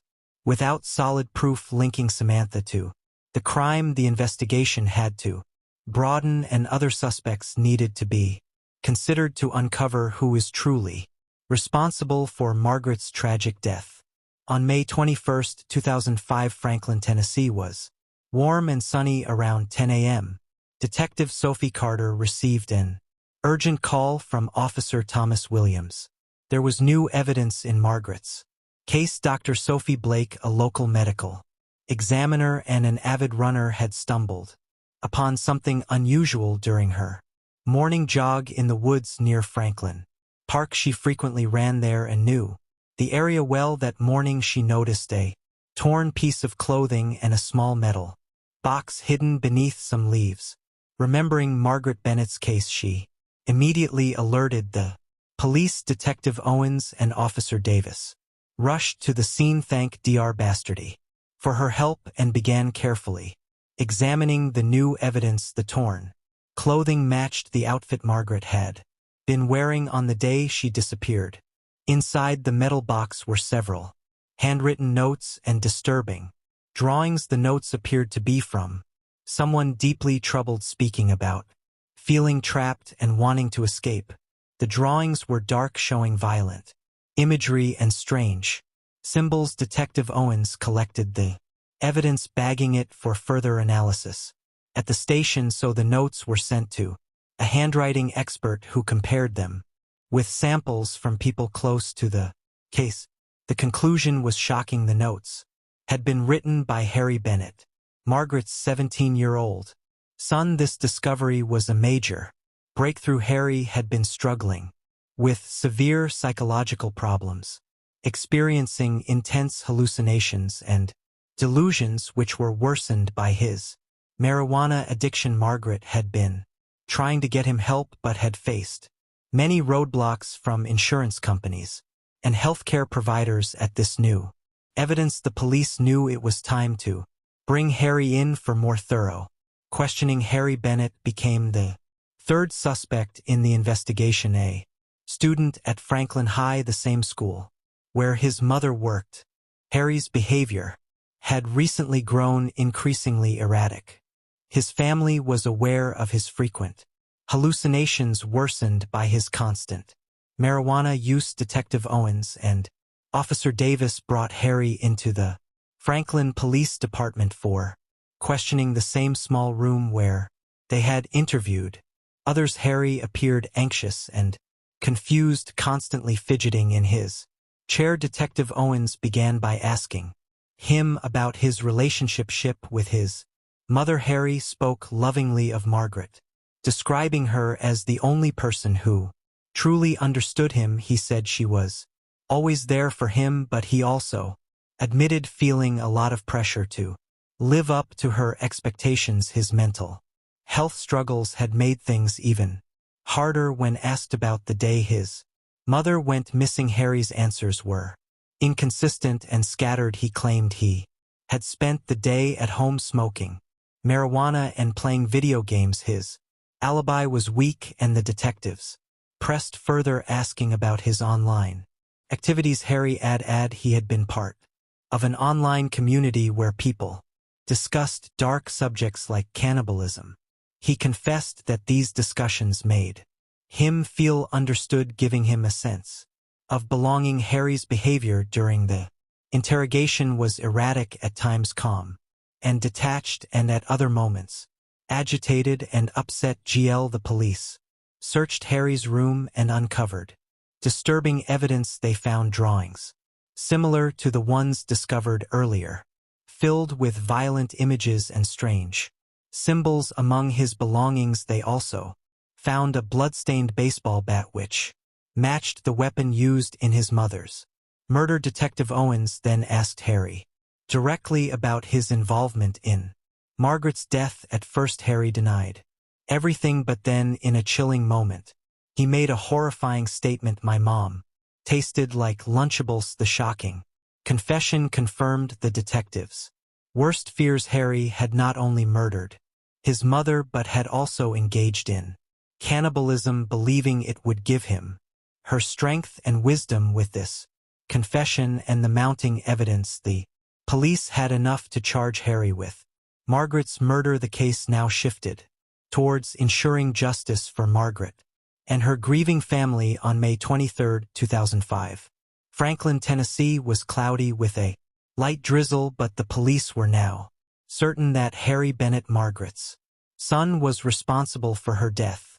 Harry's confession, combined with the evidence found in his room, painted a clear and gruesome picture. His delusion, brought on by marijuana-induced psychosis and fueled by the online cannibalism community, had driven him to believe that consuming his mother's flesh would give him her strength. Detective Owens and Officer Davis arrived at the Emerald home around 11 a.m. to arrest Harry. He was in his room listening to music and playing Grand Theft Auto when the police knocked on his door. Harry seemed dazed and confused. Detective Owens informed him he was under arrest for the murder of his mother, Margaret Bennett. Harry did not resist. He was calm but appeared to be in shock as they led him out of the house in handcuffs. The media, including reporters from Ukraine and local newspapers, were gathered outside as Harry was arrested. He shocked everyone by shouting, "My mom tasted like Lunchables." His chilling words echoed across the shocked crowd as the case progressed. District Attorney Matthew Reynolds laid out the gruesome details in court, but he presented the evidence of Harry's confession and the disturbing items found in his room, arguing that Harry, influenced by his mental illness and the online cannibalism community, had brutally murdered his mother. Reynolds emphasized the premeditated and horrific nature of the crime, pushing for the maximum penalty. Defense attorney Charlotte Davies, a 38-year-old lawyer known for her calm demeanor and for defending troubled youths, represented Harry. She argued that Harry's actions were the result of his severe mental illness exacerbated by marijuana-induced psychosis. Kelly stressed that Harry needed psychiatric help, not a harsh prison sentence. She presented evidence of Harry's long history of mental health struggles and his mother's efforts to get him the treatment he needed. With the trial underway, the community of Franklin was left grappling with the unimaginable tragedy of a beloved librarian, a mother being murdered by her own son in such a horrifying way the trial of Harry Bennett reached its conclusion on September 15, 2005, after the jury deliberated for 3 days. They found him guilty of first-degree murder. Recognizing the gravity of the crime, the judge, considering Harry's mental health issues, sentenced him to life in prison with the possibility of parole after 25 years. Along with this sentence, the court mandated psychiatric treatment during his time in prison. The verdict left people with mixed emotions. James Phillips, the prosecutor, felt justice had been served, ensuring Harry would be held accountable for his actions. Charlotte Davies, Harry's defense attorney, was relieved that her client would receive mental health care, but had hoped for a more lenient sentence given his psychological struggles. For Margaret's family, the conclusion of the trial brought a sense of closure, though they were still devastated by her loss. David, Harry's father, was torn, caught between his love for his son and the overwhelming grief of losing his wife in such a violent way. Friends and neighbors in Franklin agreed that the sentence amassed justice for Margaret and the necessity of Harry getting the treatment he needed. The end of the trial left Franklin in a state of contemplation, trying to move past the trauma that had shaken the entire community. The case received widespread media attention, and many people hoped it would shed light on the challenges families face when trying to access proper mental health care. The Emile family, with the support of their community, began the difficult process of healing while honoring Margaret's memory and coming to terms with the heartbreaking tragedy they had endured. After the trial, life in Franklin slowly returned to normal. The Emile family, still grappling with the loss of Margaret, worked hard to put the pieces of their lives back together. David Bennett, Margaret's husband, found comfort in his work as an insurance agent, using his career as a way to focus and cope with the overwhelming grief. Meanwhile, Harry, serving his sentence at Greenfield maximum security prison, began receiving the psychiatric care he desperately needed as part of his rehabilitation. His case sparked important conversations about the gaps in mental health are bringing much-needed attention to the issue. Over time, the pain of Margaret's tragic death began to soften, though it never fully disappeared. The family cherished memories of happier times, holding on to the moments they had shared with Margaret. David concentrated on providing a loving, stable home for their surviving children, Emily and Jack, who continued to struggle with the loss of their mother but found strength in their father's support. In the years following Margaret's death, the Emile family found moments of peace amidst the grief. They kept her memory alive through acts of kindness, honoring her legacy with compassion and love. The community of Franklin rallied around them, offering their support and standing together in the wake of such a tragic event. The case of Margaret Bennett is a somber reminder of the devastating consequences of untreated mental illness and the urgent need for better access to mental health services. The Margaret story is one of love, commitment, and a heartbreaking end that may have been avoided with the right care and resources. Thank you for joining us on this episode of True Crime, where we uncover the stories behind the headlines. So if you want to hear more real-life murder mysteries, be sure to like and subscribe to our channel. Have thoughts on this case or a suggestion for a future episode? Leave us a comment below. So till next time, stay safe. In 1987, the peaceful town of White Cliff, New York, was known for its charming historical buildings, quiet streets, and a deeply religious community. Among its most cherished institutions was St. Magdalene's Convent, an old stone building set in the hills, home to a group of nuns who had dedicated their lives to serving God. The convent had a flawless reputation, known for its piety and purity, until a dark secret surfaced, shaking the town's trust. So the scandal began with a horrifying discovery. The body of a young man was found on the convent's grounds. As the investigation unfolded, it revealed a scandalous affair, so shocking that it not only stained the sanctity of St. Magdalene but also exposed Mother Superior Martha Green, a 60-year-old woman known for her deep religious devotion. What emerged was a tangled story of love, manipulation, and obsession involving three young men aged 19, 23, and 25 each had been lured into illicit relationships with Mother Martha, and jealousy and betrayal soon turned their secret passions into violence. Central to the investigation was the question that baffled everyone. How did a woman who had taken sacred vows of chastity become involved in such twisted affairs? What drove these men to compete for her attention, and what ultimately led to murder on the commons? Holy grounds. This true crime case will take you deep into the hidden lives of the convent residents, uncovering a mystery filled with forbidden desires, manipulation, and a crime that stunned an entire town. On the surface, Mother Superior Martha Green appeared to be the perfect image of a devout woman of God. She was tall, with gray hair neatly tucked beneath her black and white habit.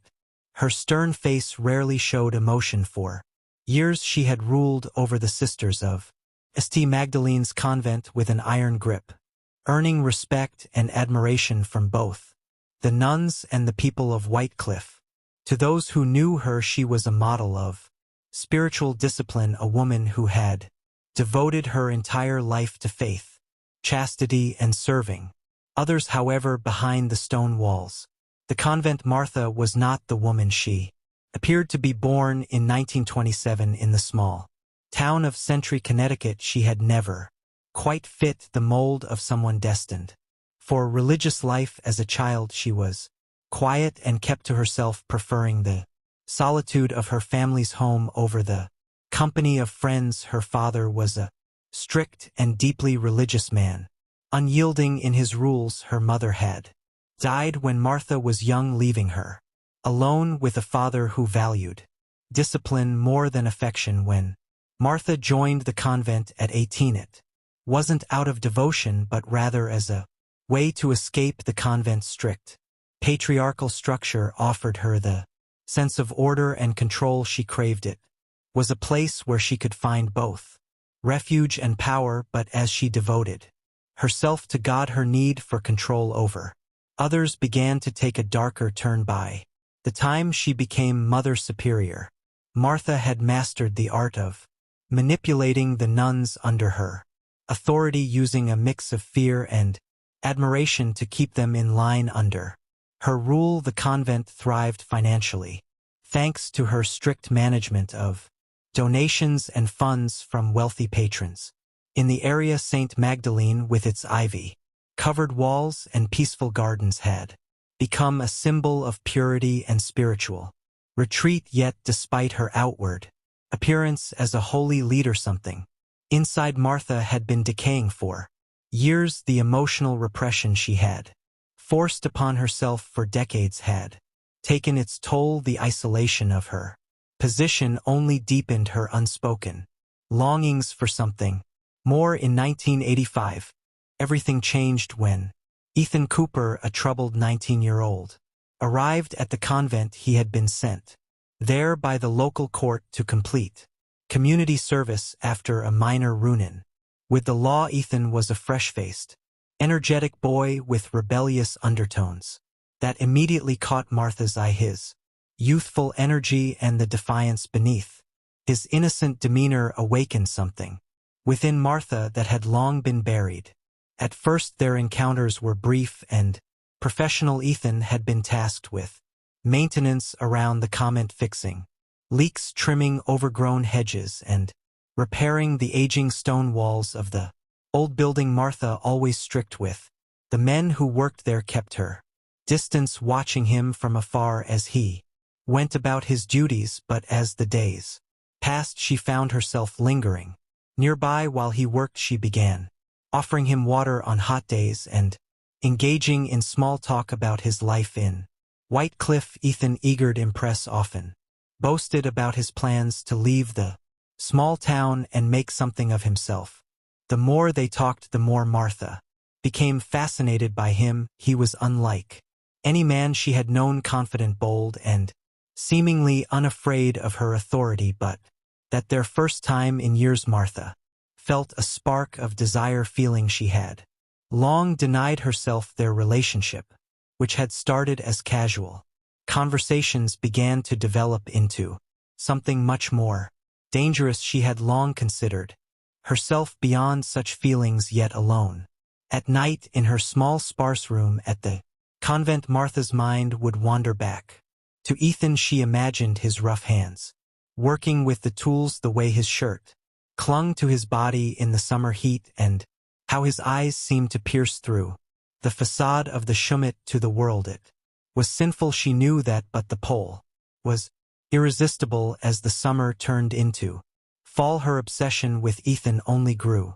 stronger. Martha started finding excuses to send the other sisters away, allowing her more time alone with him. She gave him extra tasks around the convent, secretly paying him under the table for odd jobs that could have easily been handled by the nuns themselves. Ethan, sensing there was more to Martha's generosity, played along, enjoying both the attention and the extra money. One late afternoon in September, as the sun set over the hills, casting long shadows across the convent grounds, Martha crossed a line she could never retreat from, danning in the garden with Ethan.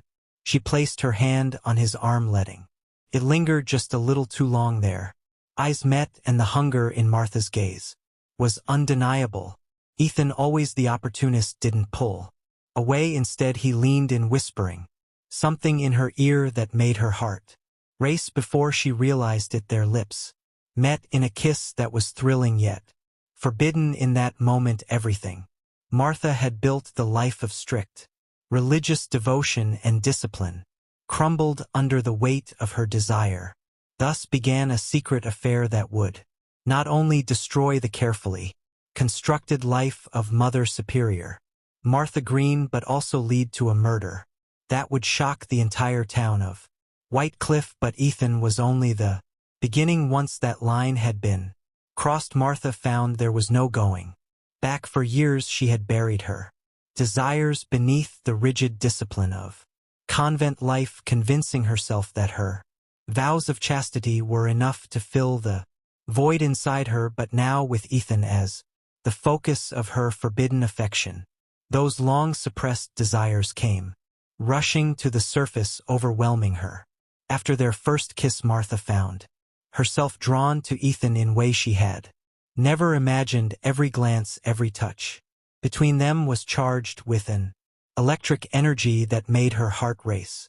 She knew it was wrong. Everything about their relationship violated the sacred vow she had made decades ago, but she couldn't help herself, so the thrill was intoxicating. Ethan, for his part, knew how to play his role well. He was young, reckless, and full of the kind of boldness only a 19-year-old could possess. Though Martha was old enough to be his grandmother, Ethan found her power over him oddly appealing. It wasn't just about physical attraction, it was the forbidden nature of their relationship that intrigued him, not to mention the money she provided. Their encounters became more frequent, always under the pretense of extra work Ethan had to do around the convent. Martha would find excuses to send the other nuns away, leaving the two of them alone in the large empty building. The air between them would grow thick with tension as they both waited for the inevitable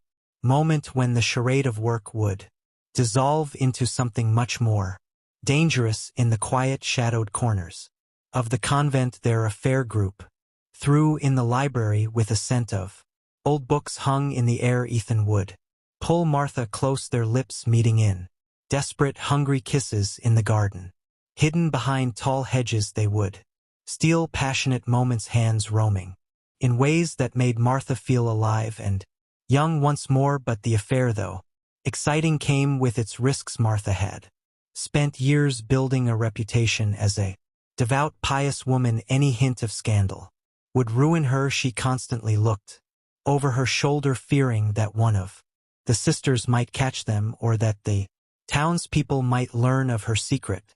Yet the danger only made their illicit relationship more thrilling as the weeks turned into months. Martha's obsession with Ethan deepened. She found herself consumed with thoughts of him, wondering where he was and what he was doing when he wasn't at the convent. The idea of Ethan with other women, especially women his own age, drove her mad with jealousy, a feeling she had never experienced before. Sensing her growing attachment, Ethan began pushing the boundaries of their relationship. He asked for more money and more favors, knowing that Martha would give him whatever he wanted just to keep him close, and she did. The convent's finances, which Martha had managed with meticulous care for years, began to suffer as she funneled more and more money into Ethan's pockets. To Martha, it was a small price to pay for the thrill of having him, yet despite her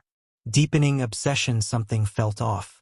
To Martha, the excitement of their affair was fading, replaced by a growing sense of desperation. She wanted more than just stolen moments in dark corners. She wanted to be truly desired, to feel the kind of passion she had only ever read about in forbidden romance novels. It was then that Ethan, a 23-year-old drifter hired to do repairs on the convent roof, caught Martha's eye.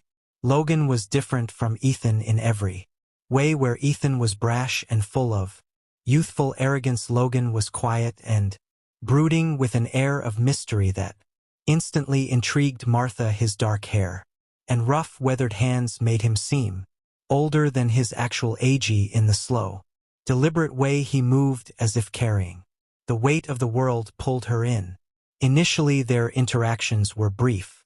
Logan had been hired to repair the convent's roof, and Martha would occasionally stop by to check his progress, but as the days went on, she found herself lingering longer, watching him work in the summer heat. She couldn't help but admire the way the muscles in his arms flexed as he hammered nails into the worn shingles. There's a quiet intensity about Logan that fascinated Martha, and she couldn't shake her curiosity about what lay behind his stoic exterior. Soon enough, Martha began inventing reasons to spend more time with him. She would bring him cold drinks and sandwiches, sitting with him during his breaks and asking questions about his life. At first, Logan was distant, but over time he opened up to her, sharing stories about his trouble past and the hardships he had faced growing up in a small town near White Cliff. The Martha, always a master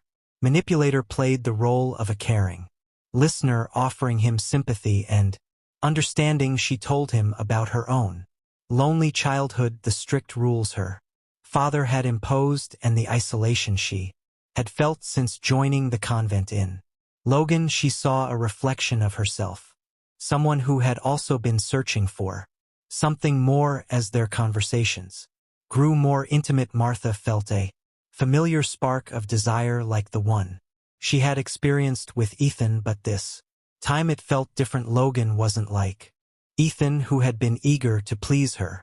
Logan was distant, even a little detached, and his aloofness only made Martha want him more. She craved his attention, longing for him to see her as more than just an older woman running the convent. One evening, after all the other nuns had gone to bed, Martha stood in the courtyard watching the moonlight glisten off the newly repaired roof. Logan was packing up his tools, ready to leave for the night, when Martha approached him. "Stay," she whispered, her voice barely audible. Logan looked at her with unreadable eyes. For a moment she thought he might refuse, but then he set his tools down and nodded. They spent the night together in Martha's private quarters, a small secluded room at the back of the convent that no one else had access to. It was the first time Martha had ever invited a man into her space, and the intimacy of the moment made her heart race. But as the weeks passed, Martha's relationships with both Ethan and Logan deepened, and the delicate balance she had created began to unravel.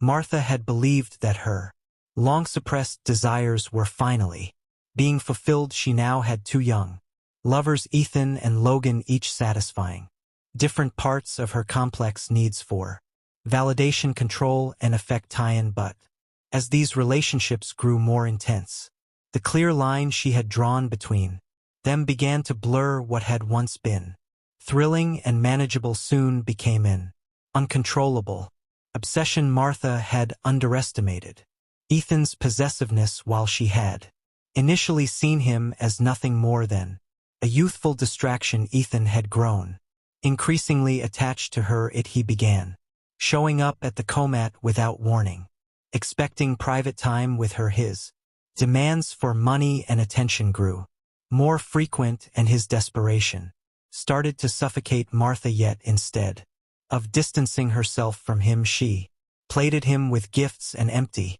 promises. Meanwhile, Logan remained elusive, keeping his emotional distance. This only fueled Martha's desire for him.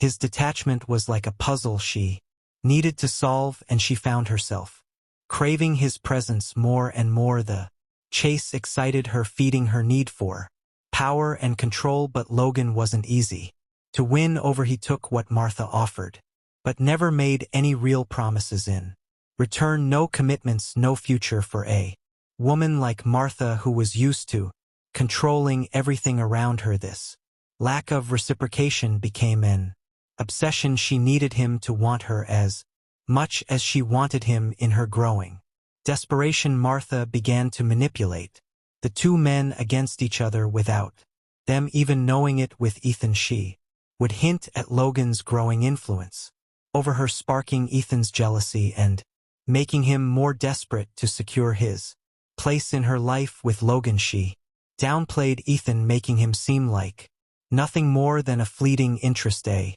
boy who would soon tire of her. In truth, Martha was addicted to the attention and the control she held over both men. She couldn't resist the thrill of having them compete for her favor, but the carefully constructed world she had built was beginning to crumble, and she was too blinded by her desires to see it. One evening in the spring of 1986, Martha made a great mistake. After a passionate night with Logan, she fell asleep in his arms, something she had never allowed herself to do before. In the vulnerable state of sleep, she unconsciously murmured Ethan's name. It was a tiny slip, but one that did not go unnoticed by Logan. He immediately pulled away, his eyes narrowing in suspicion as he realized the extent of her deception. "You're still seeing him, aren't you?" Logan asked, his voice cold and dangerous. So Martha, still half asleep, tried to deny it, but it was too late. The damage was done. Logan had already suspected that there was more to Martha's life than she had been letting on, but now he had confirmation. The easygoing, detached demeanor that had once drawn Martha in vanished, replaced by a cold fury she had never seen in him before. "You've been playing me this whole time," Logan hissed, pulling on his clothes and storming towards the door. Martha panicked and rushed after Logan, grabbing his arm and pleading with him to stay, to understand. But Logan was done. The allure of the older, mysterious woman who had once captivated him had vanished, replaced by the cold reality that he was just another pawn in her twisted game. "Stay away from me," Logan growled, his voice low and dangerous. Before slamming the door behind him, Martha stood there, alone in her room, her heart pounding with fear and regret. For the first time, she felt the cracks forming in the perfect facade she had built for herself.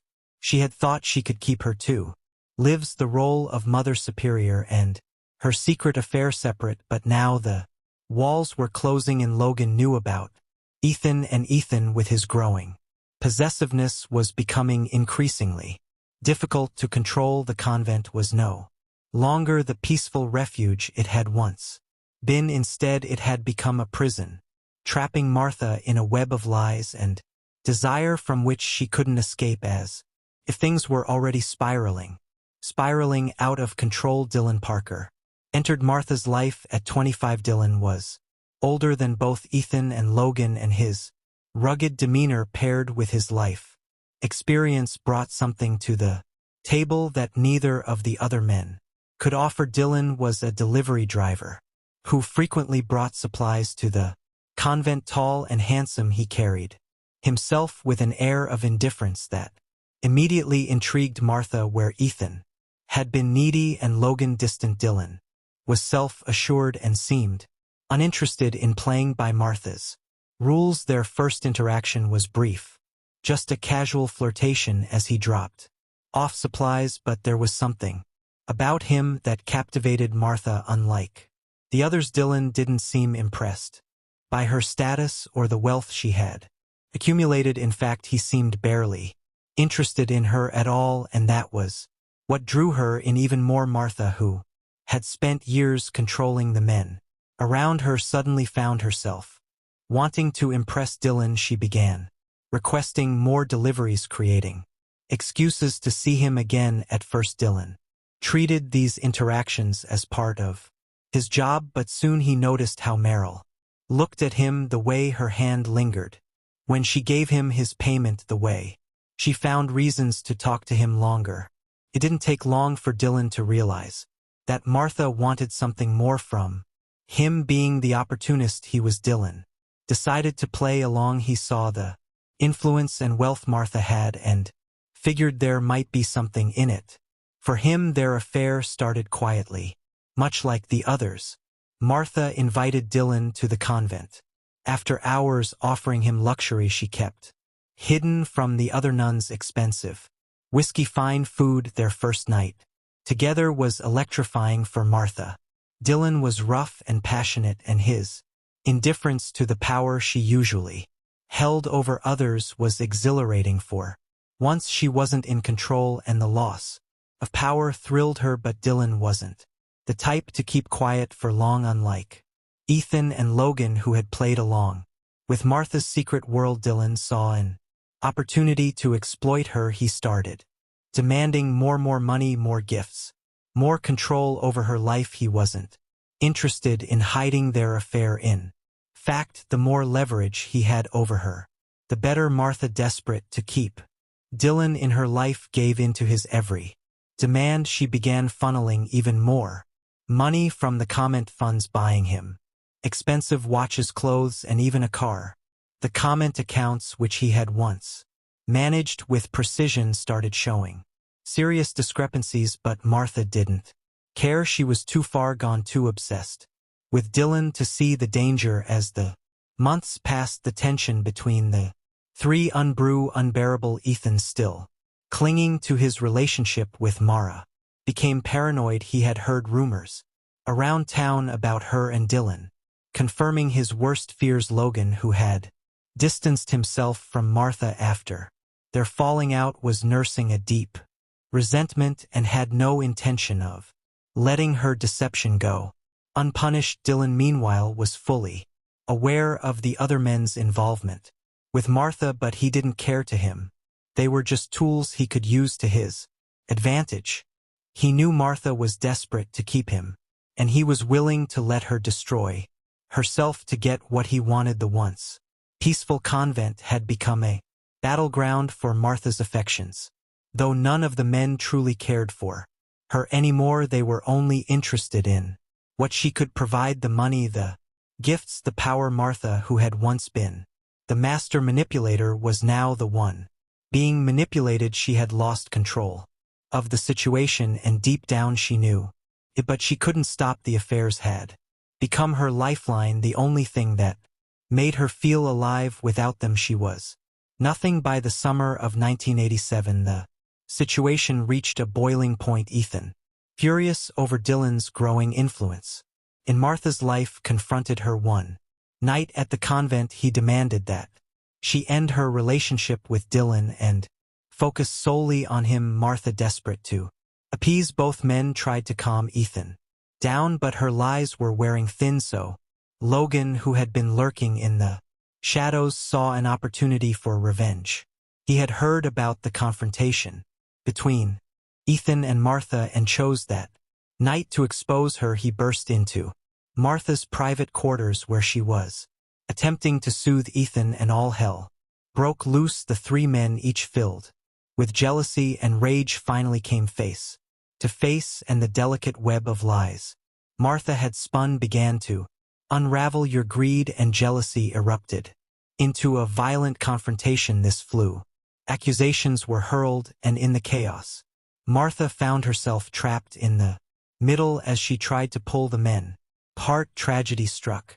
The discovery of Martha's body came early the next morning when one of the nuns found her collapsed on the chapel floor, blood slowly trickling from a wound on the back of her head. The serene halls of St. Magdalene's were suddenly filled with screams and confusion as the sisters rushed to her side, horrified at the sight before them. At first glance it seemed like a simple accident, perhaps a fall caused by a fainting spell or an unnoticed obstacle, but as the police arrived and began their investigation, it quickly became clear that this was no accident. Martha Green, the respected and feared Mother Superior, had been murdered. The scene inside the convent was chaotic. The nuns, many of them in shock, gathered in small groups, whispering prayers and trying to comfort each other as detectives examined the chapel for clues.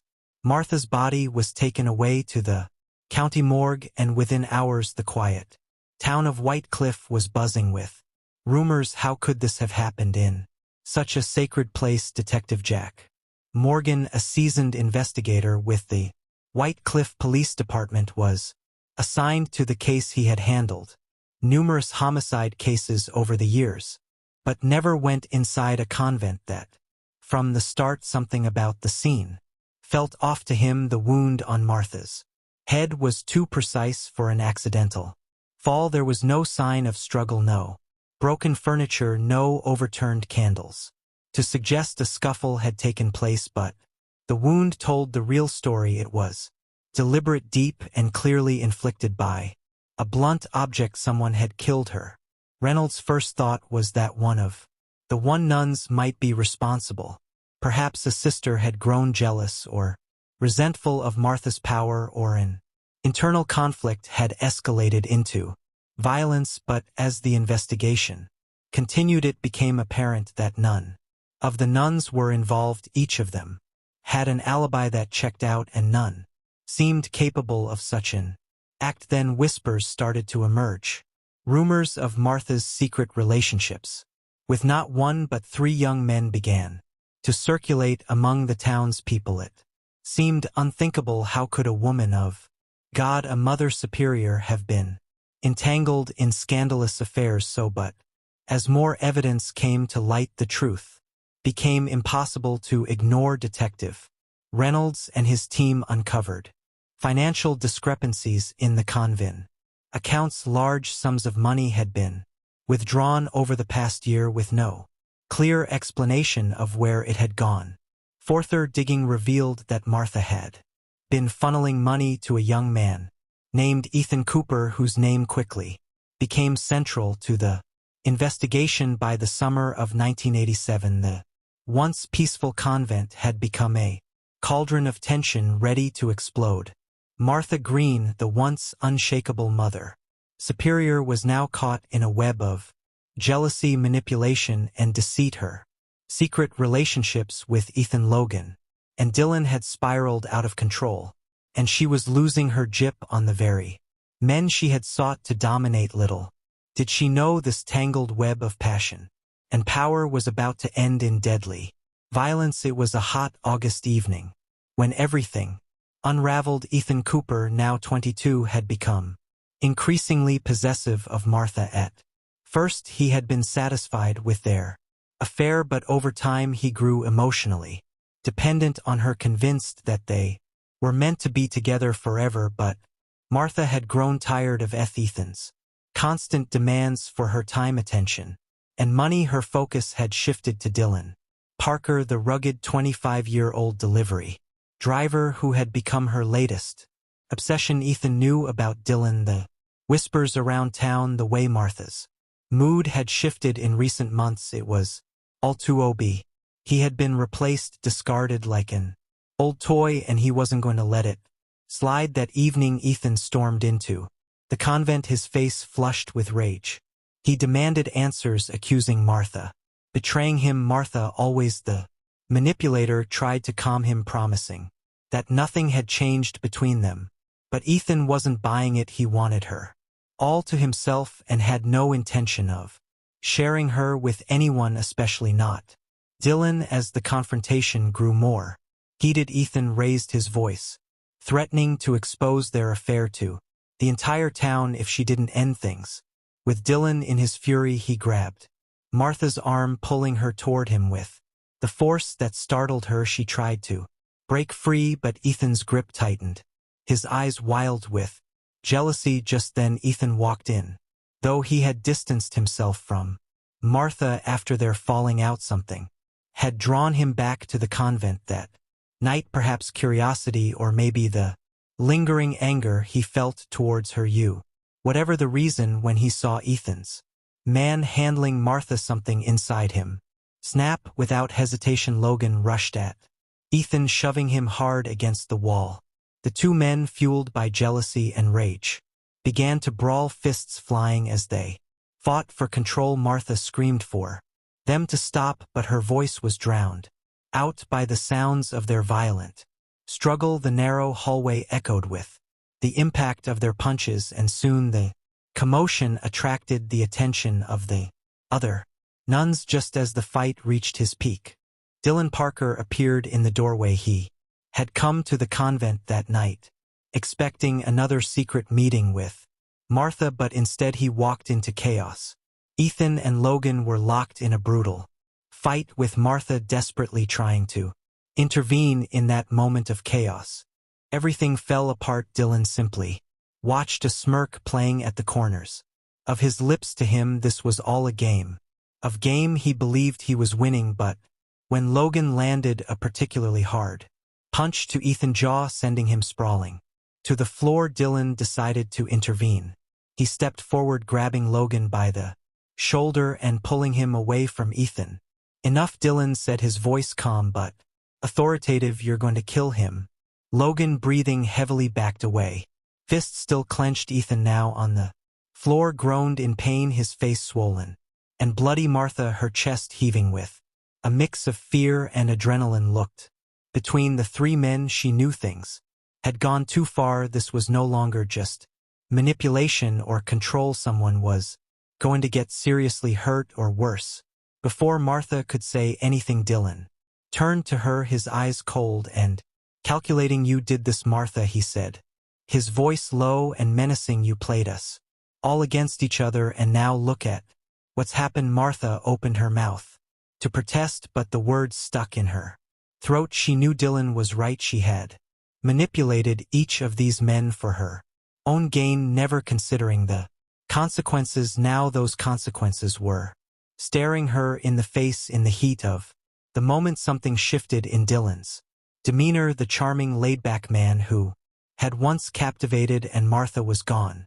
In his place was something darker, something dangerous. Without warning, Dylan reached into his jacket and pulled out a small black revolver. "Dylan, no!" Martha cried, but it was too late. In one swift motion, Dylan raised the gun and aimed it at Ethan, who was struggling to get to his feet. The deafening sound of the gunshot echoed through the combat.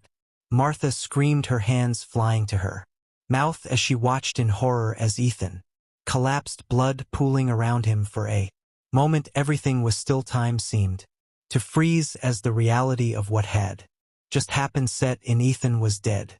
Dylan lowered the gun, his face expressionless. Logan stood frozen in shock, his eyes wide with disbelief.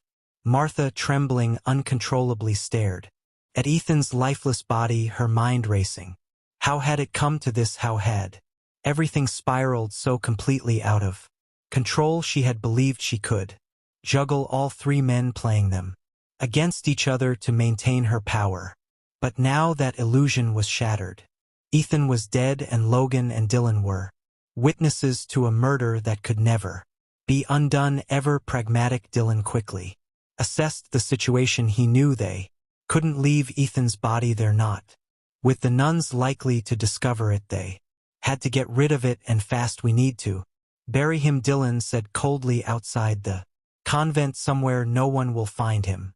Logan, still in shock, nodded. He didn't want to be any more involved than he already was, but he knew there was no turning back now. Together, the three of them, Martha, Logan, and Dylan, worked quickly. They dragged Ethan's body out of the convent and into the dense woods surrounding the property. It was a moonless night, and the darkness provided them with cover. They dug a shallow grave, their hands covered in dirt and blood, and buried Ethan in silence. When the body was finally covered, Martha collapsed to her knees, sobbing uncontrollably. Her carefully constructed world had crumbled around her, and she had no one to blame but herself. Dylan, ever composed, wiped the dirt from his hands and turned to leave. This never happened, he said flatly. We never speak of this again. And Logan, still dazed, nodded in agreement. He wanted nothing more than to forget the horrors of that night. The Martha, broken and defeated, could only nod as well, but deep down she knew this wasn't over. The truth had a way of coming to light, no matter how deeply it was buried. The next morning, Detective Jack Morgan was called to the scene. St. Magdalene's convent, once a symbol of peace and piety, had become the center of a murder investigation. Sister Cla, one of the nuns, had overheard strange sounds coming from the chapel. The previous night she hadn't thought much of it at the time, assuming it was Martha talking with one of the men who frequently visited the convent for maintenance work. But when Martha didn't appear for morning prayers, Cla knew something was wrong. Reynolds arrived to find the convent tense and fearful. The nuns, usually calm and composed, were visibly shaken. None of them had seen Martha since the previous evening, and rumors of a missing person quickly spread. Reynolds started his investigation by speaking with the nuns, but none of them had clear answers. They all had suspicions. Martha had been acting strangely in recent months, disappearing for long periods and behaving erratically, but no one had expected something like this. It didn't take long for Reynolds to discover the signs of a struggle in Martha's private quarters. The room had been disturbed, furniture overturned, and more troubling, faint traces of blood led from the quarters down the hall, through the chapel, and out the back door. Someone had attempted to clean it up, but not well enough to escape detection, so Reynolds followed the trail of evidence. Questions swirled